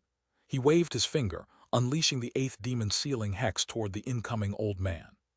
The 8th demon sealing hex transformed into invisible threads which instantly bound the old man up. He lurched to a halt, but after a moment his body began to expand, and he forced himself free of the hexing magic. In the instant that he did, Meng Hao performed an incantation gesture and unleashed a Taoist magic onto the flying blood-colored magical symbol. Before it could get close to the blood-colored ice block, it dissipated. The old man's eyes glittered, and he suddenly spoke in an archaic voice. "Taos can be classified as true and false. There are fabricated Taos and genuine Taos. My Tao is from outside the mountains and seas, a Tao above Taos." As he spoke, he traced a circle in the air in front of him with his right hand which, when completed, roiled with an air of chaos. An intense power of expulsion appeared yet again. Simultaneously, a beam of light shot out from inside the circle. It was a violet light, something that seemed capable of smashing all magics, and it sped directly toward Meng Hao. Meng Hao's Taoist magic was instantly crushed and dissipated without a sound. Then the violet light began to fade. However, before it disappeared completely, it transformed into a violet hand that grabbed toward Meng Hao. Rumbling sounds echoed out as Meng Hao fought back with all the power he could muster. Blood sprayed out of his mouth and he fell back. Behind him, cracks were spreading out over the blood-colored ice block, as a faint roar could be heard from within, an urgent, enraged roar. As he fell back, Meng Hao's expression turned vicious. Throughout his years of practicing cultivation, he had faced many deadly situations. Most of the time, he was able to sweep through them and come out on top. It wouldn't be proper to call him invincible, but you could say that very few opponents were a match for him. After arriving in the windswept realm, he had likewise swept forward, virtually unstoppable. He had fought Han Qinglei, Lin Kong, and had even killed another echelon cultivator. But then he had met the intensely powerful Tao Heaven, and his previously unstoppable momentum faltered. Then he arrived in the third nation, and during the course of the battle had been forced into his current predicament. Because of his pride and self-confidence, he was feeling a bit overwhelmed, even stifled. It almost felt unfair. "I'm in the echelon. I'm Meng Hao, crown prince of the Fang clan. In my life of cultivation, I have experienced much enlightenment and have benefited from a lot of good fortune. Even Tao Heaven will only maintain his edge on me for a short time. I will defeat everyone, even you, Zhang Wuya." Meng Hao's eyes were shot with blood as he ceased any thoughts of retreating and instead began to charge the black-robed old man. As he did, his body flickered, and he transformed into a huge golden rock which flashed like a streak of gold toward the old man, and then slashed at him with vicious claws. The black-robed old man sighed, once again tracing a circle in the air and pushing it forward. Violet flames burned, transforming it into a ring of fire that soared toward Meng Hao. "Your Tao is a fabricated Tao," the old man said coolly. "There's no need to try to put on airs." In the mostly destroyed tunnel behind him, the blood-colored cultivators and the other black-robed old men were approaching. Meng Hao was now completely trapped, without any avenue of escape available. "Those are inner paths of the heart, Zhang Wuya," Meng Hao said. "How could they possibly be categorized as fabricated or genuine? How close-minded." The golden rock sped toward the violet ring of fire. When they slammed into each other, the violet flames flickered brightly, and the Tao of Meng Hao's golden rock body seemed to be dispelled. The golden rock rapidly vanished, and Meng Hao returned to human form, his face ashen as he coughed up a mouthful of blood. He was shocked to find that he was incapable of overpowering this type of violet Taoist magic. "When a fabricated Tao encounters a true Tao," the old man said, "the fabricated Tao becomes more illusory and the true Tao becomes more corporeal." He drew another circle, and it was once again violet. However, this time there were no violet flames. Instead, it was a violet ring of lightning.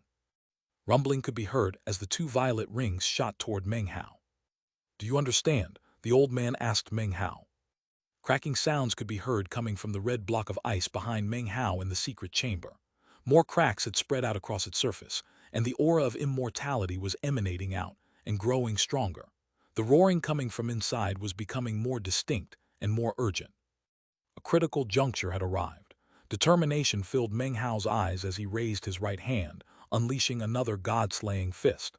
This time, he seemed to be holding absolutely nothing back.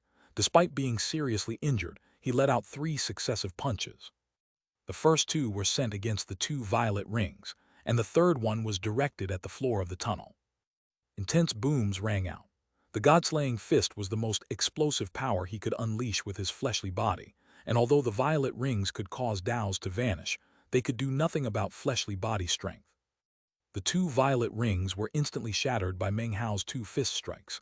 As for his third fist strike, when it struck the tunnel, everything began to collapse. Massive amounts of dust billowed out, completely obscuring Meng Hao's vision. At the same time, Meng Hao dashed backward into the secret chamber. Flickering light filled the chamber as it was apparently affected by the collapse of the tunnel outside. However, nothing had been significantly damaged. The statues were still there, and the blood-colored ice block was now completely blurry.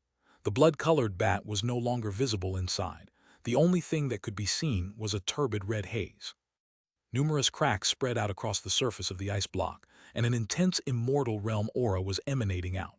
In fact, by this point, that aura was at the peak of the immortal realm. The howling grew more anxious, as if the mastiff were worried about Meng Hao's safety. The parrot and meat jelly were completely focused on assisting the mastiff in the possession process. They could spare no attention for Meng Hao, nor could they afford to let anything disturb their work. When Meng Hao entered the secret chamber, more cracking sounds could be heard from the block of ice, and the aura grew stronger. He began to pant. He had no time to examine the situation closely. Time was of the essence. Because of all the chaos caused by the collapse of the tunnel, he had managed to buy a little bit of time. His second nirvana fruit appeared in his palm, due to his injured state, had been unwilling to absorb it again. However, he currently didn't seem to have any other options. Taking a deep breath, he lifted the nirvana fruit up and pushed it down onto his forehead. Immediately, rumbling sounds filled his body and his energy spiked. He grew larger, and the azure light of the all-heaven immortal realm erupted around him.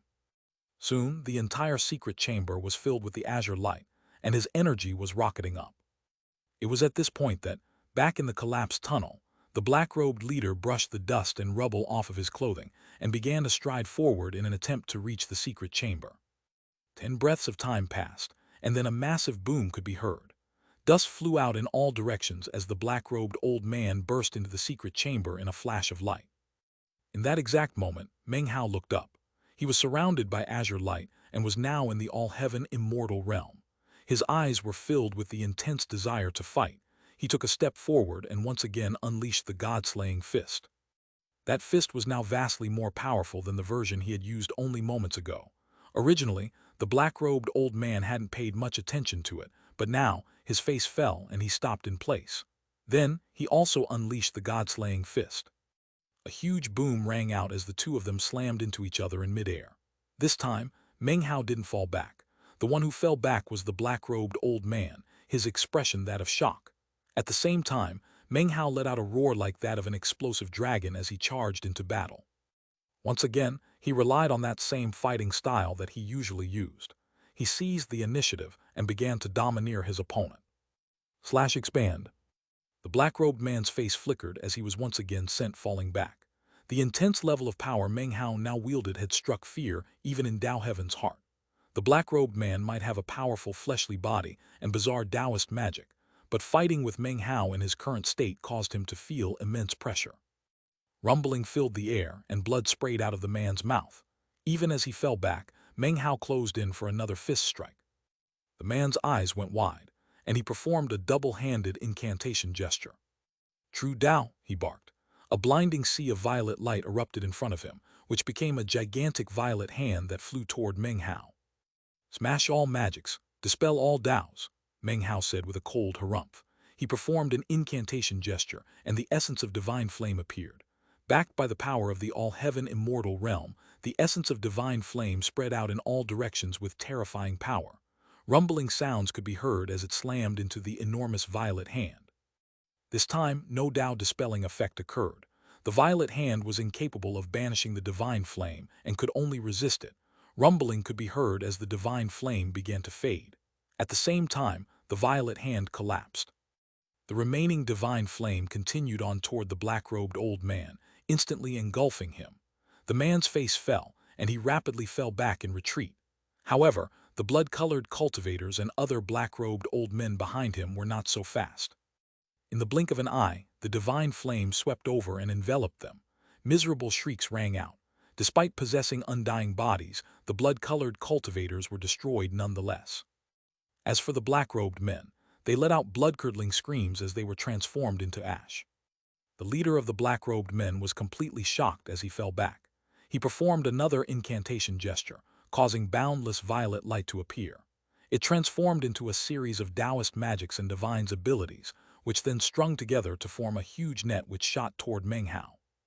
Meng Hao waved his hand, letting loose another divine ability which shattered the huge net. The black-robed man's face fell. Blood oozed out of his mouth and he fell back again. Meng Hao was just about to go on the offensive again, when all of a sudden, his entire body spasmed beyond his control. Intense pain radiated from his forehead as the nirvana fruit emerged and fell down. He caught it, but as he did, an intense wave of weakness swept through him. He coughed up a mouthful of blood and staggered back a bit. He now had no offensive power left whatsoever. He felt empty, and he immediately began to simply float down toward the ground. Seeing this, the black-robed old man quickly shot toward Meng Hao. He was on him in the blink of an eye. Shockingly, the attack he used was yet again the god-slaying fist. Meng Hao smiled bitterly. He had no more energy left and his vision dimmed. Exhaustion filled him, and despite the deadly situation, there was nothing he could do to stimulate himself. As the black-robed man closed in, a roar of rage suddenly echoed out from within the blood-colored ice block. The ice suddenly shattered, sending chunks flying in all directions. A blood-red streak shot through the air, instantly covering Meng Hao to protect him from the old man's fist strike. A boom rang out and the old man was visibly rocked. Blood oozed out of the corners of his mouth, and the backlash sent him flying backward. At the same time, a muffled grunt could be heard from within the blood-red light. Next, the blood-colored light turned into a mist, within which could suddenly be seen the mastiff's enormous head. Scowling viciously, it lunged toward the black-robed man with gaping maw, as if to consume him. The man's face fell and he retreated further, avoiding the attack. However, more blood oozed out of the corners of his mouth. "Possession," the old man cried. You were using this beast to possess the blood bat." Meng Hao panted as the awakened mastiff swirled around him, pouring life force energy into him, reviving him. When he saw the red mist around him and the mastiff's head, a familiar sensation filled him, and he couldn't help but smile. "It interrupted the fusion process to save you," said the parrot. "It will take some luck to find another opportunity like it." The parrot and meat jelly looked exhausted. After glancing at Meng Hao for a moment, they streaked back into his bag of holding. The mastiff now emanated powerful fluctuations of the ancient realm. It was clearly on par with a human cultivator, with 10 extinguished soul lamps. It could have been even more powerful. Opportunities to possess renegade spirits were extremely rare in the universe. However, Meng Hao was its master, its family. The only reason it wanted to get more powerful was to protect him. Therefore, if Meng Hao fell into a deadly crisis, then it would not choose to continue to power up. After all, if it lost its master, its life would have no meaning. It was a loyal dog, and it was entirely correct to say that it lived for Meng Hao. A gentle light could be seen in Meng Hao's eyes as he looked at the mastiff, which threw its head back and roared. Cracking sounds could be heard from inside the mist, which then coalesced to form the mastiff's body. Fierce bone spurs stuck out all over it, and its teeth were razor sharp. It was blood-red, like a gigantic and terrifying wild beast. Furthermore, it now sported two enormous blood-colored wings. The mastiff looked more fierce than ever, like some sort of fiendish blood god.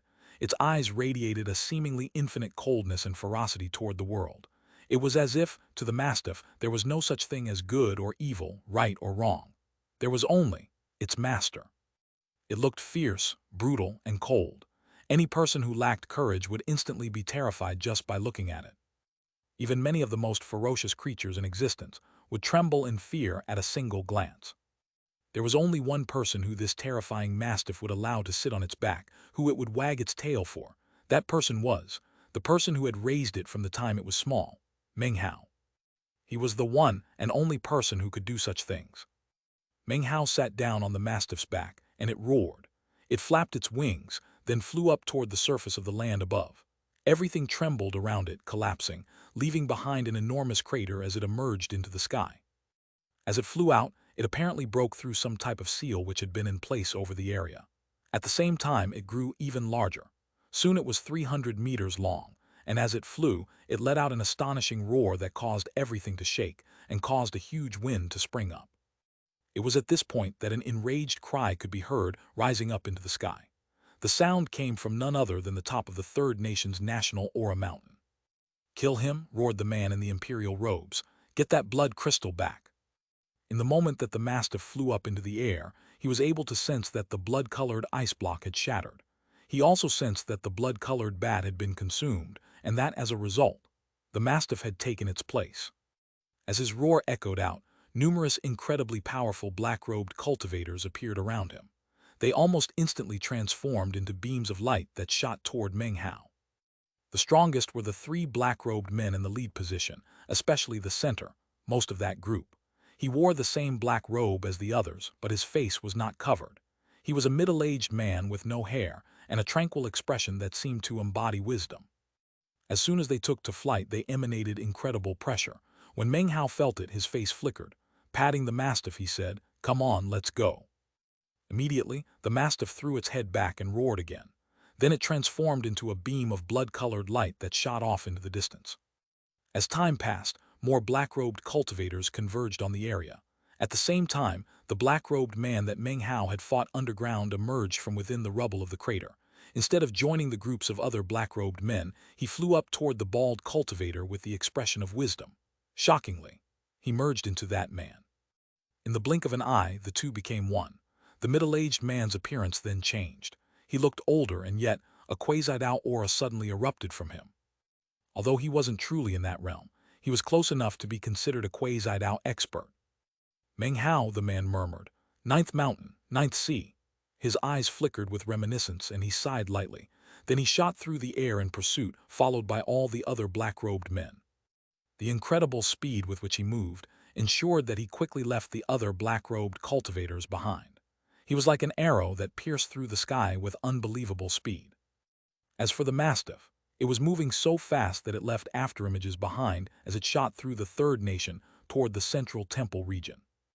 Meng Hao sat on its back, consuming medicinal pills, focusing all his efforts on recovery. His eternal stratum was hard at work as he took advantage of every moment to try to reach the highest level of power possible. Without being at that peak of his power, there were simply too many dangers within the windswept realm. He could also sense the intense killing aura that was approaching him from behind.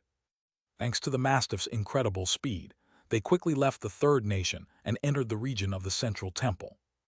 That was also the location of the Grand War of 9 nations and the cultivators from the various 9 mountains and seas. Although there weren't many people left, everyone had chosen to remain in this area. They knew that this was the area that, although it seemed dangerous, was actually the safest place to be. Anyone who returned to the nation, from whence they came, could be dragged into the fierce fighting of the echelon cultivators, which was definitely the most dangerous possible situation to be in. Furthermore, all of the cultivators had come to the realization that the central temple region was the most suitable location in which to control their desires. As soon as Meng Hao entered the area, the cultivators and mortals engaged in deadly fighting all looked up at the enormous mastiff and gasped in shock. What is that?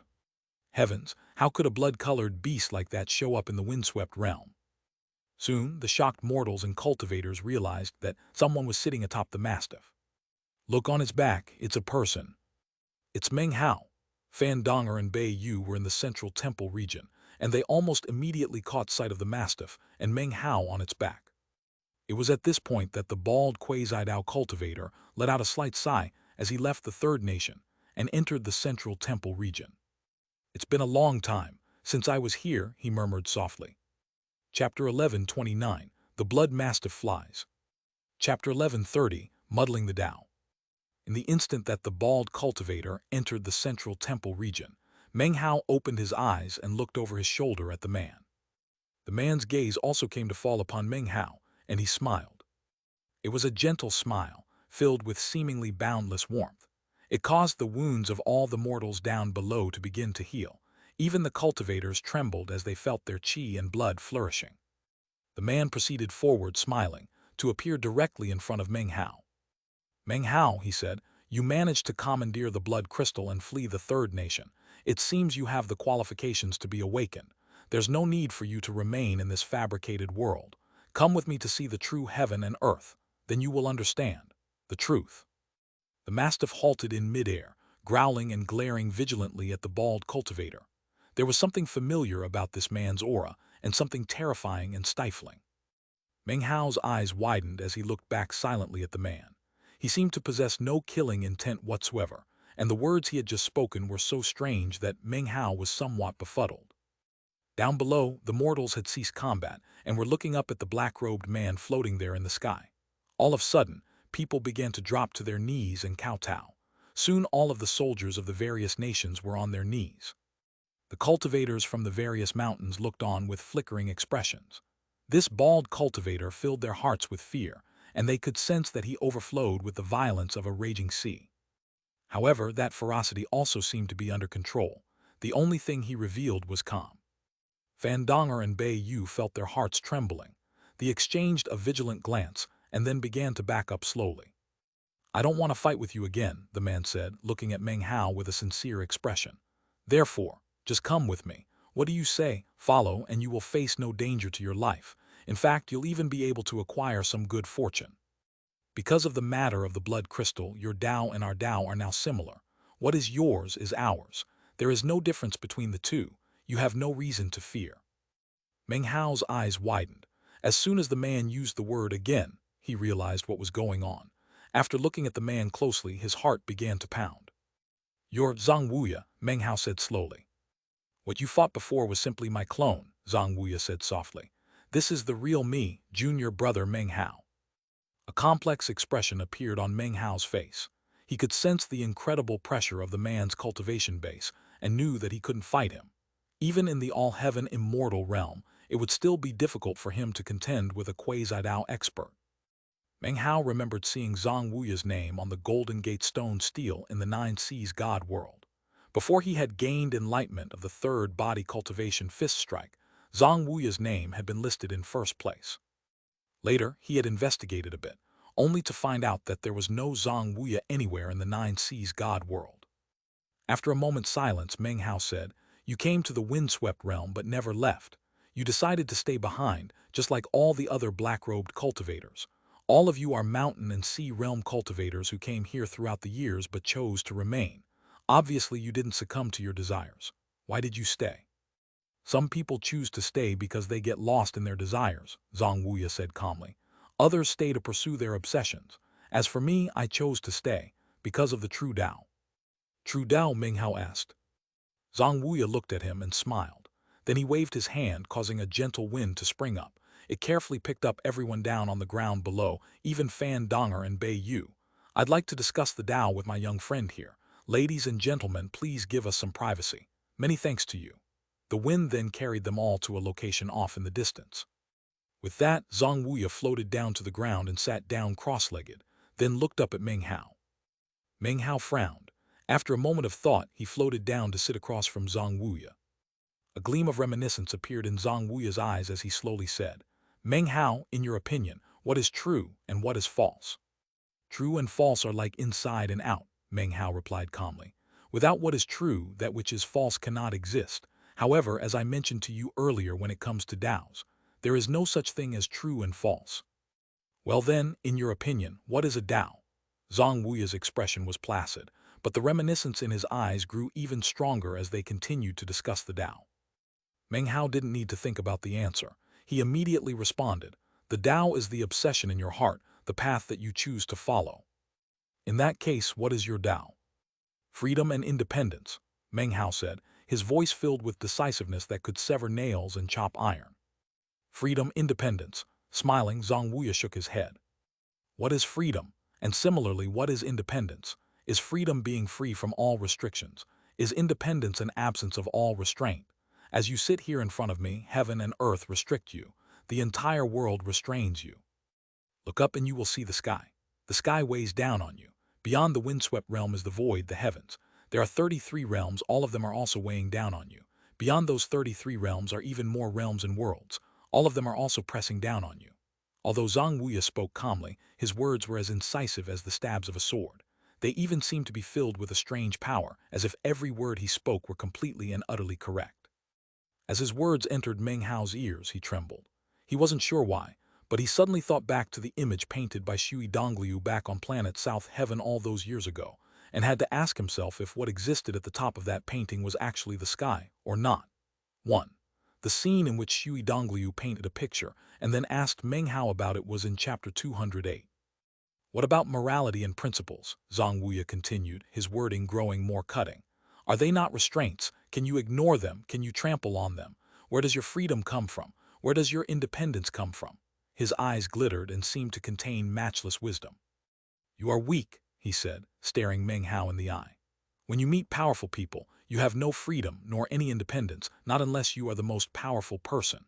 However, the starry sky is wide and the heavens are vast. Perhaps when you think you are the most powerful person in existence, wouldn't you always be wondering if there might be other people over the horizon who also view themselves to be at the ultimate pinnacle? Meng Hao was about to reply, but was cut off by Zhang Wuya. You have an incorrect understanding of the Tao. Your freedom is not a Tao, it is an obsession of yours, and an obsession is likewise not a Tao. His words echoed about, causing Meng Hao's mind to reel. This is actually what I wanted to explain to you. Do you know what the true Tao is? It doesn't matter if it's you or other people in all of the mountain and sea realm. There is only one Tao.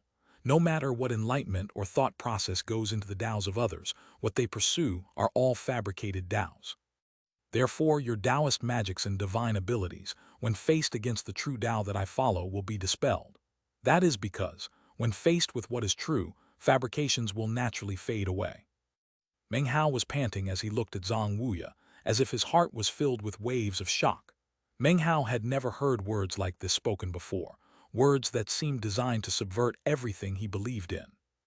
Zhang Wuya continued, the life you live, your thoughts, your words, the things you have heard, the enlightenment you have achieved are all falsehoods. None of it is real, it is all counterfeit. Meng Hao, reject the echelon and come experience the real world. I will take you and together we will leave this place. You can contemplate the true Tao and then you will understand what the real world is. Don't tell me you have never considered why immortals are classified as true and false.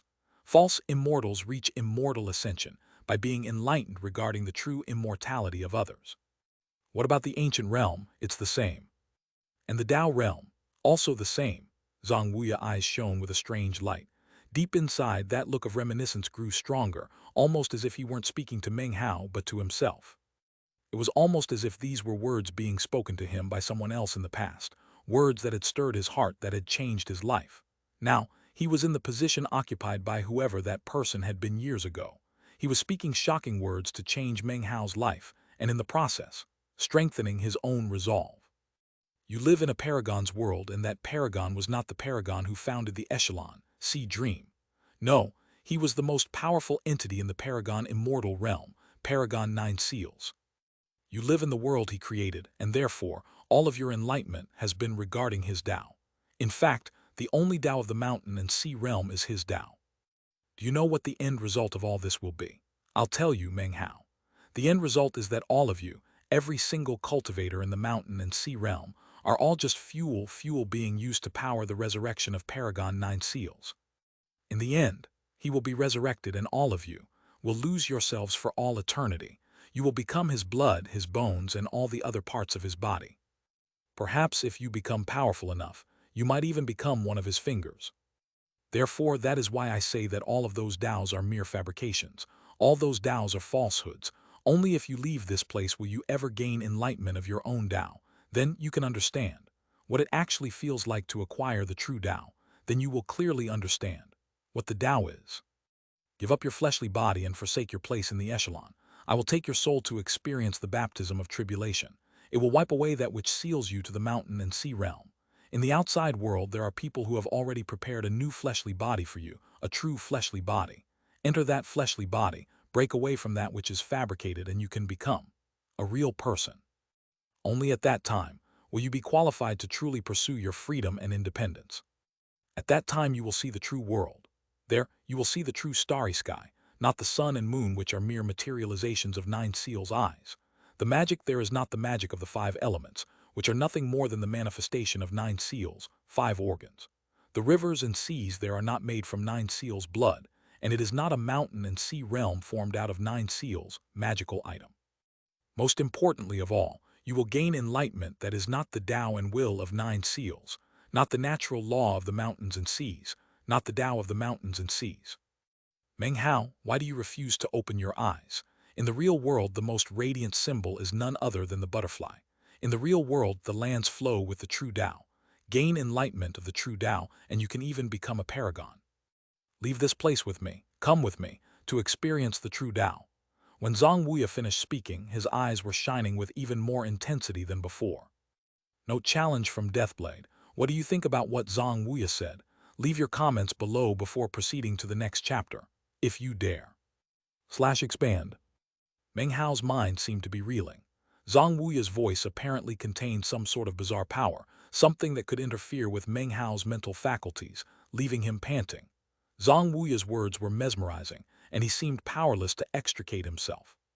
The true Tao, he murmured, his expression blank. He seemed to be at a complete loss, as if he had lost all powers of reasoning and judgment. It was as if one part of him was filled with everything he knew about the mountain and sea realm, while at the same time, everything he believed had been turned on end by Zhang Wuya. Two trains of thought seemed to run through his mind, and they were currently battling back and forth. Meng Hao trembled, panting, his eyes shot with blood. Come with me, Zhang Wuya said. Our plan is already underway and nobody can stop us. Come with me and we can go to the true world. With new fleshly bodies, we can thoroughly awaken. Then you will understand that everything I've told you is true. Then you will truly be able to feel the existence of the true Tao. Although some people could see Meng Hao and Zhang Wuya chatting, no one could hear the words being spoken. Zhang Wuya had ensured that all the sound was blocked. It was at this point that a large group of black-robed men appeared, flying toward them from the direction of the third nation. Zhang Wuya gave them a look, and they immediately stopped in place at the border. They hovered there waiting, none of them taking even a single move forward. Meng Hao looked up at Zhang Wuya. It seemed like a struggle, but he managed to say, I need some time to think. I understand that you can't make a decision about something like this in such a short time, Zhang Wuya said softly. Well, I've explained the truth to you. The decision is yours to make. He looked at Meng Hao, and deep in his eyes were complicated emotions and hope, although no one would be able to detect those things. Perhaps what he hoped for was that Meng Hao would be like him, that he would pursue the true Tao, or perhaps he was thinking something else. Only he himself knew.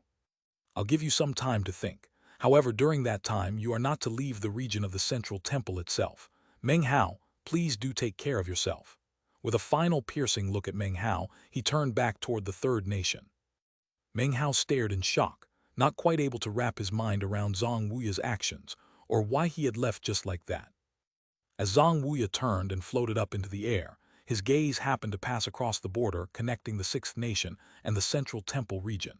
His gaze casually lingered for a moment on one particular soldier in the sixth nation's army. That soldier was trembling, seemingly having forgotten all about the desperate fighting. Zhang Wuya looked away and sighed. Once again, the complicated emotions and the hope rose up in his eyes. As he made his way off, he murmured, "Meng Hao, what decision will you make?" Meng Hao watched him leaving, and when he saw Zhang Wuya look over, he automatically looked over toward the sixth nation as well. However, he saw nothing unusual. Before Zhang Wuya could get too far away, Meng Hao suddenly called after him, "What if everything that you believe is true is actually false?" Zhang Wuya didn't stop moving. He continued onward, responding in a calm voice, "Without looking into the matter, the answer will never be revealed. I'm a cultivator, and the purpose of my life is to pursue the true Tao. It doesn't matter if I fail or succeed. Either way, my heart will be at peace." Meng Hao's heart trembled as he watched Zhang Wuya pass over the border into the third nation. He waved his hand, and the other black-robed men all bowed their heads and followed him back into the third nation. Meng Hao had a strange expression on his face. He sat there quietly for a long time. Zhang Wuya's words continued to echo in his mind, and yet they were incapable of truly affecting his thoughts. In the very beginning, he had been slightly affected, but after that, everything had been an act on his part. The things Zhang Wuya had said seemed like the truth, and virtually any other cultivator who heard them would likely feel as if their entire world had been overturned. But Meng Hao was the ninth-generation demon sealer. He was the true successor of Paragon 9 Seals, and also the future lord of the mountain and sea realm. His understanding of the mountain and sea realm actually exceeded Zhang Wuya's. The mountain and sea realm was not Paragon 9 Seals' body, but rather one of his magical treasures. Furthermore, everything that Zhang Wuya had described as being an illusion was in fact real. Also, when Zhang Wuya mentioned butterflies having something to do with the supposed real world, Meng Hao couldn't help but recall the vision he had experienced in which he saw 9 butterflies dragging a land mass. 1. Meng Hao saw a vision of the butterflies and the land mass in chapter 819. Actually, the original release of the chapter had a slight mistranslation regarding that part, but it's been fixed. Give up my current fleshly body and go to the supposed real world to get a new one. Gain enlightenment of the true Tao. It sounds really incredible, but it's completely preposterous. It's a pack of lies, just like the lies used to incite the 3,000 lower realms into rebellion. That was why they joined forces to topple the Paragon immortal realm. Perhaps the words they used were even the same, the true Tao. Or perhaps that saying is another one of the traps of the windswept realm to incite one's desires. Meng Hao's eyes glittered. However, Zhang Wuya was being very obvious that he deliberately gave me time to think. It even seemed like he was doing it on purpose. But why? When it came to true or false Taos, Meng Hao was by no means at a loss. His Tao heart was steadfast, and any talk about fabricated or true Taos was simply a matter of the perspective of the person speaking. Such talk was a method of inciting rebellion in the 3,000 lower realms of long ago. It was something to confuse and bewilder the cultivators from the mountain and sea realm who came to the windswept realm. Perhaps others might believe such talk, but Meng Hao would not. The reason he wouldn't believe it was not only because he was the future lord of the mountain and sea realm, or his vision of the 9 butterflies dragging a land mass. There was another reason. The supposed true Tao that Zhang Wuya spoke of, the true Tao which could dispel fabricated Taos, was completely destroyed by Meng Hao when he was an all-heaven immortal. The supposed true Tao could do nothing to shake the all-heaven immortal realm. If it were the actual true Tao as Zhang Wuya described, then how could that be explained away? Meng Hao was not confused in the slightest about any of these things. The only thing that confused him was Zhang Wuya's attitude. What he actually felt towards Meng Hao was a complete mystery. Now that I think about it, only when the blood mastiff flew out from the renegade spirit chamber did the person on the third nation's national aura mountain that Zhang Wuya called Emperor sense that the renegade spirit had been possessed. Something is off about that. He began to pant, and his eyes glittered as he recalled all the details. The Emperor on the national aura mountain sensed that someone trespassed into that chamber. That was the first thing Zhang Wuya said. Meng Hao murmured inwardly. Suddenly, a tremor ran through him. Then he thought back to how bursting out of the crater with the mastiff felt like breaking out of some sort of seal. Seal? There was a seal in place, and when the mastiff flew out, the seal was broken. That's when the Emperor on the national aura mountain could sense that there was a change to the renegade spirit. In other words, the fact that he sensed nothing before then indicates that someone didn't want him to know. And that person, the person who put the seal in place, was Zhang Wuya. Meng Hao looked toward the third nation panting. All of a sudden, he put all the pieces together. He's helping me, he thought, shaking inwardly. He chased after me, and his cultivation base is clearly far greater than mine. And yet he didn't attack me, but instead talked about illusions and the true Tao. Then he even gave me time to think about the matter.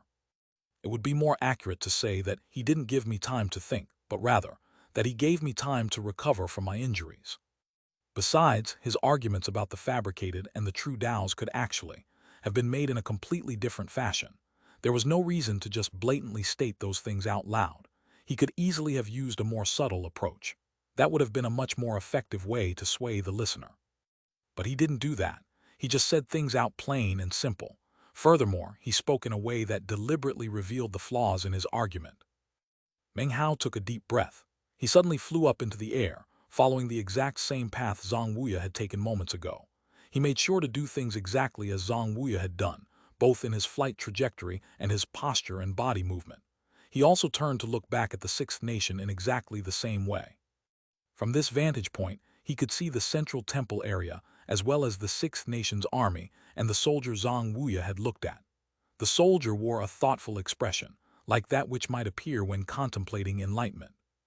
It was as if this person had heard the words exchanged between Meng Hao and Zhang Wuya, and was now contemplating them, and at the same time, coming to a similar conclusion as Meng Hao. Almost in the same moment that Meng Hao looked at the soldier looked up, and their gazes met. Meng Hao found himself staring at a pair of beautiful eyes. They seemed to contain heavenly bodies, even a starry sky. Anyone who looked into those eyes would want to be lost in them and to never return. When their gazes met, Meng Hao's mind reeled. He quickly blinked his left eye several times in quick succession, utilizing his celestial vision technique. He rotated his cultivation base, and his perception of the world changed. The soldier's appearance also changed. An illusion was dispelled, and the soldier suddenly looked like a young woman. She wore a white robe and had skin like snow. She was spectacularly beautiful, with a sweet, charming smile and stunning features. A moment later, the image of the woman vanished, to be replaced by that of the soldier. The soldier seemed shocked to have been noticed by Meng Hao. She blinked, thought for a moment, and then began to walk over. No one noticed her passage, almost as if they couldn't even see her. Not even the other cultivators could detect her. It was as if to Fan Donger and the others, this soldier didn't even exist.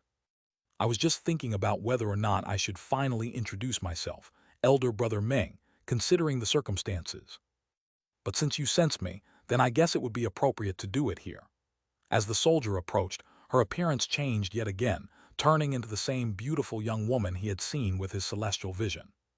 She covered her smile with a hand and looked at him with sparkling eyes. She seemed completely beyond ordinary, as if she had stepped out from a celestial realm. Her snow-white skin and exquisite features didn't even seem human. A white robe covered a lithe body, a body that could cause any man who saw it to drool with desire. Because of her, all living things in the area seemed to fade and darken. Meng Hao was dazzled, but he recovered quickly. A moment later, his eyes flashed like lightning as he gave the young woman an icy stare. "I've been waiting for you for quite some time, fellow Taoist Zhuer," he said coolly. A flash could be seen as he flew down to the ground and calmly watched her approach. The mastiff remained behind him. It could also sense the woman's existence, and it stared at her with brutal, icy eyes.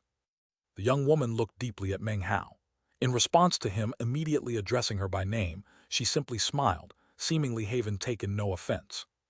Her seemingly cavalier attitude caused Meng Hao's eyes to widen. "It seems you've been shadowing me for quite a while," he said coolly. His previous words had only provoked a slight smile from her, but this statement caused her to stop in her tracks. She looked at Meng Hao with a trace of a lively glint in her eyes, her expression gradually turning serious. "A mere glance at my reaction led you to such a conclusion," she said softly. "It seems I've underestimated you, elder brother Meng." With that, she clasped hands and bowed. Chapter 1131, Zhuer. Chapter 1132, Shamed into Rage. Meng Hao frowned. For some reason, he instantly disliked this woman Zhuer. She might be beautiful, perhaps more beautiful than any other woman he had ever met, but the feeling he got from her was that she was far too manipulative. She had obviously used some special technique to secretly shadow him for who knew how long. She might just call it observation, but her methods went far beyond the ordinary definition of the word. Such methods left Meng Hao feeling coldly derisive. Back when he fought with Tao Heaven, he could tell how important he thought she was. He had tried to hide it, but Meng Hao easily saw through the facade. She was the type of woman who, even if you knew wasn't plotting against you, would still make you want to be careful. And once you put your guard up, you wouldn't want to relax. Su Qing was the exact opposite. When he was with Su Qing, he felt completely relaxed. She did not plot or scheme, and when she looked at him, all he wanted to do was smile softly back at her. Although these thoughts ran through his head, they did not change his facial expression. "I'm from the immortal ancient Taoist rite," Zhuor said. "Not the immortal ancient Taoist rite you'll find in any of the mountains and seas. I'm the one and only true successor of the real immortal ancient." She smiled at Meng Hao, a radiant smile like a blooming lily, filled with self-confidence. It made her and everything around her even more eye-catching. "Of all the echelon cultivators I've met," she continued, "the only one that came close to meeting my requirements was elder brother Chen from the first mountain, and he only measured up by half. I was going to select him, but in that very moment I felt you suddenly appear, elder brother Meng. And that's why I came looking for you to play a game of Go." She waved her hand, causing a game board to appear between the two of them. The black games pieces were sitting on one side of the board, the white pieces on the other. She didn't say a lot, but Meng Hao could easily detect the profound haughtiness in the words, a haughtiness that was rooted in her bones. She didn't intend for that haughtiness to come across, but it was revealed nonetheless. "Elder brother Meng, please after you," she said softly. "I don't do Go," Meng Hao responded coolly. "Elder brother Meng, please just cooperate. I've come here to bestow you with some good fortune." She looked at him earnestly. Meng Hao frowned and then suddenly smiled, although it was a cold smile. His eyes were filled with a profound gleam. "I don't know what sort of decision it is that you're making, nor do I know why the other echelon cultivators want to get close to you. But as for me, I'd actually like to ask you a question. What makes you think you can get me to play Go with you? Also, what gives you the confidence to secretly follow me around, then suddenly saunter up and start yakking away? Is it just because you're some sort of successor?" He took a step forward, stamping his foot down, which caused everything to tremble. A wave of powerful pressure surged out toward Zhuor. "Elder brother Meng, please calm yourself down," she said coolly. "Attacking me would be pointless. Furthermore, you're still injured." Meng Hao's eyes flashed with coldness. "Even if I am still injured, I can still hurt you." He took a second step forward. Behind him, the mastiff threw its head back and roared, causing a murderous aura to spring up. The longer it glared at Zhuor, the more intense the murderous air became. Suddenly, it pounced toward her. In that same moment, Zhuor frowned and waved her jade-like hand. Immediately, a beam of white light shot out that transformed into a white crane. It let out a melodious cry, along with the fluctuations of an ancient realm cultivation base. "Elder brother Meng," she said coolly, "please, just sit down and play this game of Go with me, all right?" In response, Meng Hao slapped his bag of holding and the parrot flew out. As soon as it laid eyes on the white crane, it let out a whoop of excitement and shot toward it. The white crane stared with wide eyes, and moments later, an agonized shriek could be heard. Simultaneously, Meng Hao took a third step, and his energy shot up. He clenched his right hand into a fist and punched. "Shameless," Zhuor said, her eyes flashing icily. When she saw the miserable situation the white crane was in, she performed an incantation gesture and then waved a finger toward Meng Hao. However, even as she waved her finger, Meng Hao's right index finger extended, and he also waved his finger. The eighth demon sealing hex was unleashed. Zhuor trembled and her face fell. Meng Hao took a fourth step, a fifth step, and then unleashed a punch. Rumbling filled the air as Zhuor suddenly dodged backward. As she did, Meng Hao snorted coldly and said, "Get back here." His right hand opened from a fist into a palm. He made a snatching motion toward Zhuor, using the star-plucking magic to grab her. Zhuor's face fell as she felt herself being dragged toward Meng Hao. She quickly performed an incantation gesture, causing a snowy tempest to appear around her. Meng Hao's expression didn't change at all as he took his sixth step, then his seventh. His energy surged as a huge foot appeared up in the sky, which then stamped down toward Zhuor. At the same time, Meng Hao shot like lightning toward her. Zhuor was panting.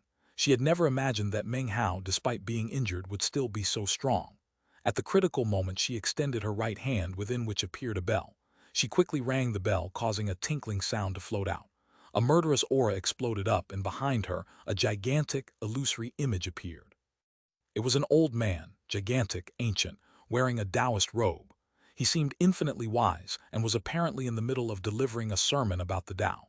He lifted his right hand into the air and waved a finger toward the incoming foot. The 7 god steps, gigantic foot collapsed into pieces. Ashen-faced, Zhuor waved her right hand, causing the illusory figure behind her to wave his finger again, this time toward Meng Hao. The attack struck through the air toward Meng Hao, who trembled in response. However, the figure of the old man then faded a bit, completely astonishing Zhuor. Seeing that Meng Hao was continuing to advance menacingly, she gritted her teeth. Suddenly, a medicinal pill bottle appeared in her hand. "Here, take these pills as compensation," she said, throwing the bottle toward him. Meng Hao's eyes flickered as he grabbed the bottle. "That's an immortal pill," she gushed, "concocted not from medicinal plants but from the essence of a great Tao. Consume that pill and all of your injuries will be healed. You'll completely recover. This is a show of good faith. I'm not your enemy." He said, looking at the medicinal pill bottle, his eyes glowing with a strange light. He examined it closer for a moment, then opened the top, closed his eyes and took a whiff. After a long moment his eyes snapped open. "A time pill," he murmured. Zhuor's face was just starting to look calm again when she heard Meng Hao's words, and once again appeared to be astonished. "I never would have thought that your skill in the Tao of alchemy had reached such a high level, elder brother Meng. You're the first echelon cultivator to ever recognize that pill. You're right, it is indeed a time pill. Since you can identify the type of pill it is, then you surely know that such a pill can heal all of your injuries. As you can see, I'm not deceiving you. A medicinal pill that adds at least a year of body transformations is indeed something very rare in modern times." Meng Hao put the pill bottle away and ceased any aggressions. Then he called the parrot back, although the parrot didn't seem to be too happy about that. The trembling white crane immediately fled back to Zhuor. Next, Meng Hao floated over to the Go board, picked up a black game piece, and placed it onto the board. Zhuor's eyes glittered, and inwardly she breathed a sigh of relief. This Meng Hao was a handful to deal with and really pissed her off. However, there was nothing she could do about it. Seeing Meng Hao play a black game piece caused her to frown slightly. She walked over to the game board, picked up a white game piece, made her move, and then waited for Meng Hao to continue. "I lose," he said, waving his sleeve. Not giving another glance at the game board, he turned and headed toward the mastiff. "You," she roared, blue veins popping out on her forehead. She had never, ever met anyone like Meng Hao before. "I'll have you know that forfeiting the game is also forfeiting the good fortune I have for you." "I'm not interested," he said coolly, completely ignoring her. Her frown deepened. Balling her hands into fists, she shouted, "You might not be interested now, but let me tell you, if you win, then you'll get my help. With my help, your path in the echelon will be much smoother." "It was already easy enough even before meeting you," he replied. He slapped his bag of holding to produce the medicinal pill bottle. His eyes glittered for a moment, but he quickly put the pill bottle away. He couldn't quite bring himself to consume the medicinal pill inside before duplicating it. Unable to hold back from listing all the benefits, Zhuor continued. "Why, you know, other echelon cultivators all want my help. I'm the successor of Immortal Ancient, and my whole purpose in life is to help the echelon. If you win, you can even have me as your beloved partner. I'm already married." Meng Hao turned to look thoughtfully in the direction of the third nation. He wasn't sure how much time Zhang Wuya had bought him, nor how he would resolve the overall situation with the third nation. "I can make you stronger. I can make you the strongest in the echelon. I can help you accomplish Paragon C Dream's plan successfully." Zhuor stamped her foot angrily. If Meng Hao continued acting like this, it would be impossible to accomplish the tasks laid out by her master. She was starting to get nervous. She had traveled throughout the 9 mountains and seas, and had encountered an entire generation of echelon cultivators, some of them haughty, some of them gentle, some of them domineering, some of them sinister. However, regardless of their personalities, she had ways to deal with them. Even the most unwilling would eventually agree to play a game of Go with her. Meng Hao was completely different from everyone else. From what she could sense, the only reason he had agreed to even make one move was to get the medicinal pill. "Just what do I have to do to get you to play a game of Go with me?" she said through gritted teeth. "You can't even imagine what kind of help I can give you." Meng Hao suddenly turned back to look at her and asked, "Are you the first-generation successor of Immortal Ancient?" Zhuor stared in shock and said, "No, I'm." Before she could finish, Meng Hao interrupted her. "If you're not the first-generation successor of Immortal Ancient, then that means there were other successors before you. Throughout the years, there have also been successive generations of echelon cultivators. Well then, how come none of them ever succeeded in the end? Why hasn't Paragon C Dream's plan been accomplished even after multiple generations?" Becoming the strongest in the echelon and accomplishing Paragon C Dream's plan are both echelon matters. They have nothing to do with immortal ancient successors. If I wanted to be blunt, he continued coldly, I would just say that all the help provided by generations of people like you ended up being a complete failure. You can go help whoever you think needs your help, he concluded indifferently. As for me, I don't need your help. Meng Hao swished his sleeve. Although he looked very domineering on the outside, inwardly he was feeling a bit depressed. What the hell? I told her I couldn't play Go, then she wants to make me play anyway. HMPH. Meng Hao essentially grew up alone and poor. It was a difficult thing for him to even manage studying, and he had also ended up owing Steward Joe 3 pieces of silver. Growing up in such poverty, how could he possibly have ever excelled at things like zither performances or playing Go? In the end, he really couldn't play Go. She just hadn't believed him. How depressing. Chapter 11:33. What will you put aside? Zhu'er was on the verge of going crazy. She wasn't sure what she had done to offend Meng Hao. All she had done was secretly follow him for a while, and actually had no ill intentions whatsoever. Furthermore, she'd even given him an incredible medicinal pill just to get him to play a game of Go with her. Those were the instructions given to her by her master, to find all the echelon cultivators of the generation, and find the one she was meant to help. All of the other echelon cultivators had been easy to convince. Meng Hao was the only one who wouldn't cooperate. Seeing him leaving, Zhu'er gnashed her teeth. I just want to play a game of Go, she cried. It doesn't matter who wins or loses, I'll still give you the good fortune, something that can help you escape the black-robed people from the third nation. I can help you get out of this dangerous situation. Zhu'er ground her teeth. This was the first time in her dealings with echelon cultivators where she had started offering them her benefits before she had even made a choice. Meng Hao stopped and looked back at Zhu'er. He had known all along that if Dao Heaven cared so much about this young woman, there must be something very special about her. Furthermore, he could tell from everything she had just said that she really was very important to the echelon. Your obsession runs too deep, he said coolly, his expression tranquil and impossible to read, even transcendent.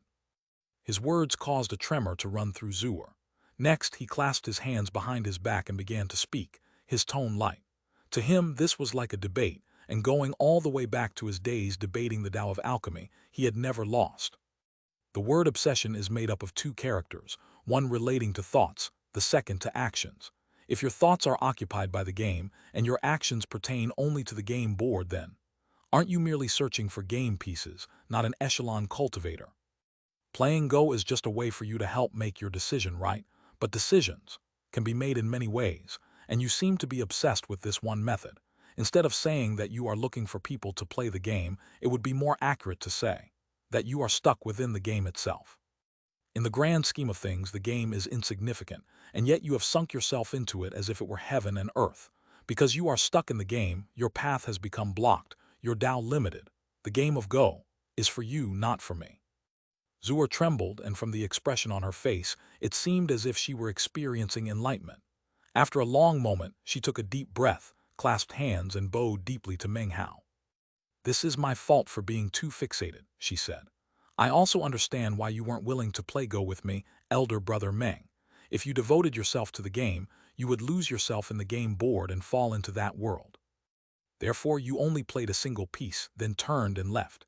It was like leaving behind a single thought in heaven and earth, so that the mountains remained pristine and the waters undisturbed. You left behind no ripples or waves, but instead chose to remain on the outside, observing, watching as great changes unfolded. Eventually, her voice trailed off. Finally, she clasped hands and bowed deeply to Meng Hao one more time. Many thanks, elder brother Meng.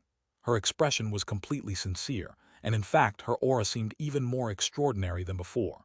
It was as if she truly had experienced some sort of enlightenment, as if she suddenly understood more about life. Apparently, even her cultivation base experienced advancement. Meng Hao looked startled, but then quickly recovered his calm demeanor and enigmatic expression. He smiled faintly, and a look of praise could be seen within his eyes. He was actually shocked to see the transformation which had just occurred in Zhu'er. The only reason he had made his little speech just now was because he couldn't actually play Go. He would never have guessed that his words would actually affect Zhu'er in such a way. Elder brother Meng, I already understand that it doesn't matter who wins or loses this game. However, my master's stipulations are hard to work around. Elder brother Meng, please do me the favor of making your move. Zhuer's expression was very sincere, and all the haughtiness from earlier had vanished. She now seemed very respectful when she looked at him, as if to her his words were the Tao. Meng Hao was grumbling inside and wasn't sure what to do next. However, his expression of praise deepened. Ideas racing through his head, he looked down at the game board and then smiled slightly. "Do you really understand?" he asked, his voice suddenly becoming very archaic as he attempted to imitate the way Zhang Wuya had spoken and held himself moments ago. "You know, just now, someone asked me what the Tao is. My answer was that the Tao relates to the thoughts in your heart. Whatever you focus your thoughts on, that is your Tao. The Tao is shapeless and cannot be touched. It can only be contemplated, just like life." Zhuer frowned. This time she didn't quite understand what he meant. "Life?" she asked. Meng Hao didn't answer her. Instead, he turned to the mastiff and stroked its fur gently. Its ferocious eyes suddenly turned soft and it licked him. At first, Meng Hao had simply been trying to pull a fast one on Zhuer. However, their conversation caused him to think about the cultivator in the immortal Jade mine. Then he thought about the black-robed men in the Third Nation. He thought about many things. "Look, this is my mastiff, who I raised from a tiny puppy. It is not constrained by morals nor bound by any rules. It only has its primal desires to guide it. The one thing that is not subject to that is me. I am its family and it is my family. Besides that, all it has is instinct. Even when it kills, it is not a matter of good or evil." The windswept realm is similar. Foreign cultivators can become forever lost here and end up being driven into acting only on instinct. That is a sort of primitive freedom and independence, and that is the life that they are living. If you define life as having different realms, then that would be the natural realm. All of a sudden, it was as if he broke through to a higher level in his mind. It was as if he had truly reached a level of philosophical enlightenment that caused his eyes to glow with a strange light. Zhuer stood there thoughtfully. "Consider them," he said, gesturing toward the soldiers not too far off in the distance, and the cultivators from the mountain and sea realm. "Now consider yourself. You have a special status. You're the successor of immortal ancient. You're innately superior with a unique identity and position with extraordinary power and authority. What about all those soldiers and other cultivators, though? They also possess such things. The strong have their power, the weak have their schemes. Between humans, the only thing we do is compare ourselves to others in any and all matters. We compare who has the highest cultivation base, who is richer, who has the better status, who has the higher position, who has the most power, who has the best family background, who is the smartest, or who is the strongest. The weak with the weak and the strong with the strong, all people are constantly comparing themselves to each other. Because of these comparisons, people covet what they do not have, and what they do have, they are even more unwilling to lose. That is another kind of life, and most importantly, that is the type of life that most people live. I like to call such life the second realm, the pragmatic realm. You are in that realm, and so am I." By the time he finished speaking, Meng Hao's voice was soft. He shook his head and sighed. Zhuer was trembling and couldn't take her eyes off of him. The words he had spoken echoed like claps of thunder in her mind, causing her breathing to become ragged. She understood that he was speaking from the heart as he mused about things he had seen and done. He had only come up with the idea of the first realm after seeing cultivators who had become lost in their desires. She had also seen such lost cultivators in her time here in the windswept realm. In her opinion, the concept of his second realm came because of the struggles of the echelon, and how the echelon cultivators were constantly competing amongst each other. It was also in response to her words and strength. "So, is there a third realm?" she asked quietly. "Of course." Meng Hao looked over at her, his expression ever more archaic and his aura swirling even more mysteriously.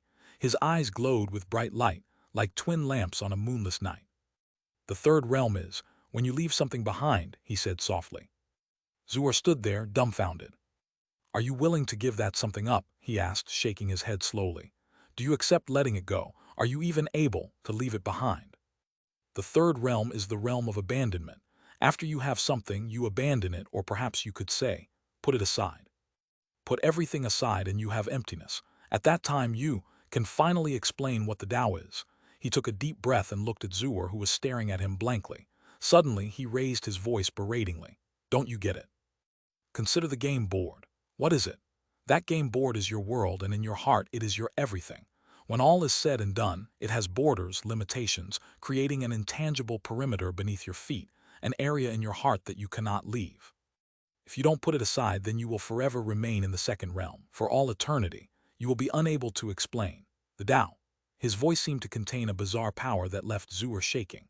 Her expression was one of struggle, but after a moment she looked deeply at him, then stretched her hand out and laid it onto the game board. A pop could be heard as the board shattered into pieces. She closed her eyes, and all of a sudden she seemed to relax. When she opened her eyes again, she asked, "What is the name of that third realm?" His lips moved soundlessly for a moment, and then he calmly said, "I call that realm the Tao." The Tao? After a moment of thought, she stared at Meng Hao closely, as if committing his features to memory. Then she waved her hand, causing a beam of five-colored light to fly out. Inside of that beam of light was a five-colored crystal that glittered with radiant light. It looked like some sort of incredibly valuable treasure. As soon as the glittering light appeared, a wind sprang up, and everything began to tremble. The world almost seemed to be unraveling. As soon as Meng Hao laid eyes on the glittering light, the echelon mark in his forehead began to glow. It wasn't just him.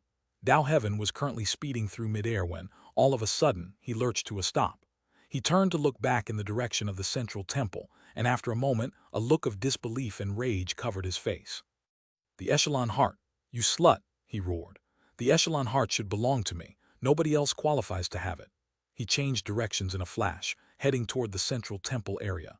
He knew that the echelon heart would be going to Meng Hao, and although he wasn't completely confident of being able to beat him in a fight, his rage offered him no other option than to go find out. Lin Kang, Han Qinglei, Yuan Jian, and all of the other echelon cultivators in the windswept realm all realized that the echelon marks on their foreheads were glowing brightly. They could also sense the call of the echelon coming from the central temple region. That call was something like a thirst felt by all echelon cultivators. Instantly, their faces fell. It's the echelon heart. Could it be that Miss Zhuo finally chose Tao Heaven? It must be Tao Heaven. He's going to get so much more powerful in the windswept realm. Everyone was shaken, even Meng Hao. The mark on his forehead glittered brightly, and the five-colored light seemed to be calling out to him. He took a deep breath. "What is that?" he asked. "The echelon heart. Every generation of the echelon will have one member who is approved by Immortal Ancient. That person will be bestowed with the echelon heart." "Does that mean I've gained approval?" he asked, looking over at her. "You can't even play Go, and yet you caused me to break my Go board," she replied coolly. "You have won the echelon heart. However, you did not win my future assistance. If you ever reach that third realm of which you spoke, then come find me." With that, she waved her hand, causing the five-colored beam of light to speed toward him. He reached out and caught it, and his mind reeled. In the same moment, his divine sense exploded out to cover the entire area. "It belongs to you," she said, giving him another deep look. Then she turned and sped off into the distance. Chapter 1134, The Echelon Heart. Zhuo destroyed her game board, bestowed the echelon heart, and then vanished over the horizon. Meng Hao remained behind, panting. Because of the stimulation of the echelon heart, his divine sense continued to spread out rapidly in all directions, and his body was trembling violently. "Echelon heart," he thought, his eyes shining brightly. His divine sense had soon filled the central temple region and began to spread out through the 9 nations. As it passed the cultivators and soldiers, their faces flickered. When they looked up, they saw roiling clouds rapidly spreading out to cover the sky.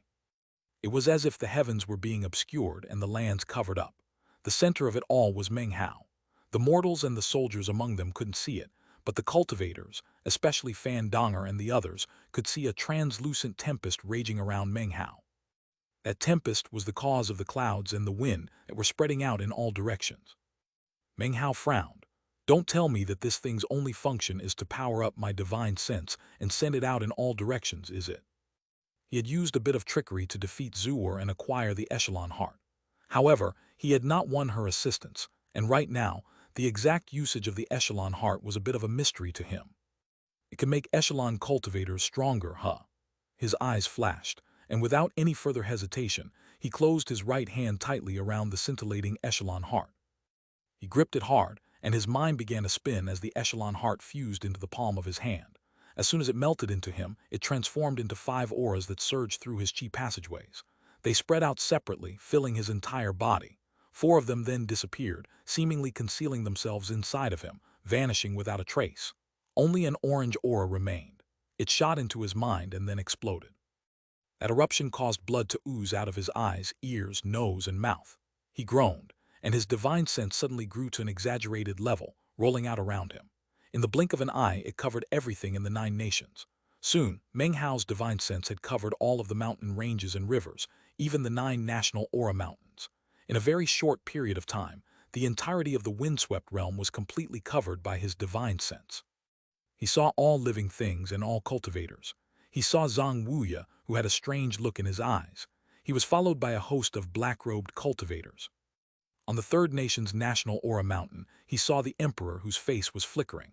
He also saw Lin Kong, Han Qinglei, and Yuan Jian, all racing toward him, as well as the enraged Dao Heaven.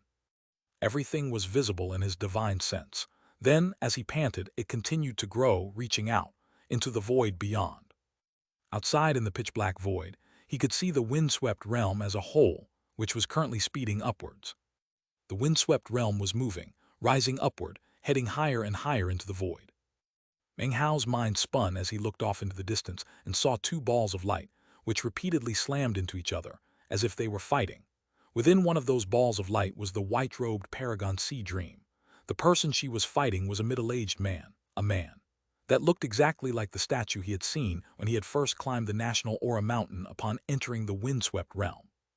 They fought back and forth without speaking, and yet were surrounded by complete destruction.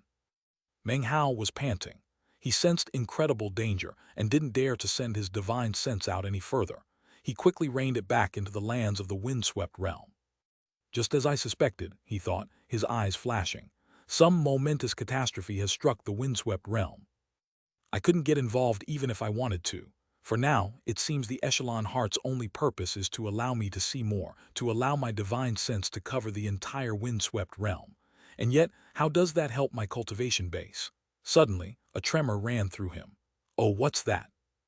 Ah, it's not useless after all. Covering the entire windswept realm with divine sense will allow me to contemplate enlightenment of the natural laws and essences of this place. I don't need any world seal, because I can sense the entire realm as a whole. Theoretically, I should be able to directly sense the natural laws and essences. Even if I don't have the required world seals, I should still be able to do it. After all, the world seals are merely manifestations of the natural laws and essences of the windswept realm. Panting, his eyes began to shine. He consolidated the power of his divine sense and immediately began to contemplate. He already had the foundation provided him by the world seals of the 9th, 8th, 7th, 6th, and 4th nations. Therefore, he simply acted according to his plan and used divine sense to begin contemplation. Rumbling filled his mind as he settled down cross-legged and began to work. He now had access to far more natural laws and essences that any individual world seal would give him. Of the ones he could sense now, around half were the ones that he had already achieved enlightenment regarding from the world seals in his possession. Now, with the ability to perceive them as a comprehensive whole, enlightenment came to him even faster than it had before. There are a total of 3,000 great Taos. 2,700 are located in the various nations, with the final 300 being located in the central temple. If I can gain enlightenment of all 3,000 great Taos, then I can fully absorb my second nirvana fruit and become a true, all-heaven immortal. At that time, Dao Heaven will be no match for me. That will also be the moment when I can truly rise to prominence in the windswept realm. He saw many natural laws and many essences, and he immediately began to gain enlightenment. A shocking aura appeared on him, spreading out in all directions and growing stronger by the moment. The clouds churned overhead, spreading out to fill the entire windswept realm. Everyone was shocked, and even Dao Heaven lurched to a stop in midair, face flickering with disbelief. He reached out and grabbed a piece of a nearby cloud, looked at it closely, and then his face darkened. This is Meng Hao's aura. Rumble. 1,300 essences. Meng Hao's hair whipped about in the air as he sat there cross-legged, the lands quaking beneath him. This was his good fortune, the greatest good fortune he had acquired so far in the windswept realm. The speed of his enlightenment increased as he spread his divine sense out to contemplate and observe the natural laws and essences. He closed his eyes, making it impossible for anyone to see the flicker of augury contained therein. As of now, his injuries weren't important. His soul spread out along with his divine sense to cover the lands. 1,400 essences. 1,500 essences. He was gaining enlightenment through brute force, violently commandeering good fortune. He was breaking through the limits previously set by the world's seals, walking a path of enlightenment that no one had ever walked before. His aura grew more and more majestic, and his enlightenment was accelerating. 1,600 essences. 1,700 essences. The tempest raged around him, with him at the very center. The mastiff crouched at his side, its eyes glowing fiercely as it looked about. It would prevent anyone from getting close to Meng Hao, even someone familiar to him. Its 300-meter frame was like a small mountain, and its eyes were the picture of brutality, seemingly representative of pure slaughter. It was at this point that the emperor in the third nation suddenly cried out, urgent and furious. When his voice echoed into the ears of Zhang Wuya and the others, Zhang Wuya sighed lightly. He could delay matters no further. In response to the words of the emperor, the black-robed cultivators killing intent soared. They had been waiting for this moment for too long. They hadn't dared to say anything about how Zhang Wuya had interfered with them earlier, but their hearts had long since filled with discontent. In accordance with the orders issued, they ignored Zhang Wuya and charged forth with blazing killing intent, heading directly toward the central temple region and Meng Hao. Zhang Wuya went along, but did nothing more than enter the area and watch Meng Hao from afar, his eyes filled with complex emotions and hope. Everything shook as the black-robed men transformed into streaks of light that shot through the sky, drawing ever closer to Meng Hao. The mastiff roared and shot to its feet. Its 300-meter frame erupted with energy and brutality, and its eyes were shot with blood as it gazed coldly at the incoming black-robed cultivators. Meng Hao was its master, its only family. Its purpose in life, its mission, was to protect him. It was willing to sacrifice everything for him. It had been like that when it was small, and now that it had grown up, it was the same. Kill him? Among the black-robed cultivators, there were 3 who were faster than the others. They performed incantation gestures, summoning a divine ability that formed a massive handprint which shot toward Meng Hao. The mastiff threw its head back and let out a deafening roar that echoed out in all directions. It pounced toward the 3 enemies, and a fiendish wind sprang out. A single swipe of its paw shattered the divine ability, and then it opened its mouth wide, as if to consume the men. A boom rang out and the 3 men fell back, faces flickering with shock. One of them was too slow and the mastiff gobbled him up. Crunching sounds could be heard, accompanied by a blood-curdling scream. Then the scream was cut off and the mastiff swallowed him down. It stood tall next to Meng Hao, gazing at the black-robed men with ferocious coldness, radiating hostility. It was at this point that Meng Hao's mind rumbled again, and his aura surged even more majestically. He had just gained enlightenment of 1,800 essences.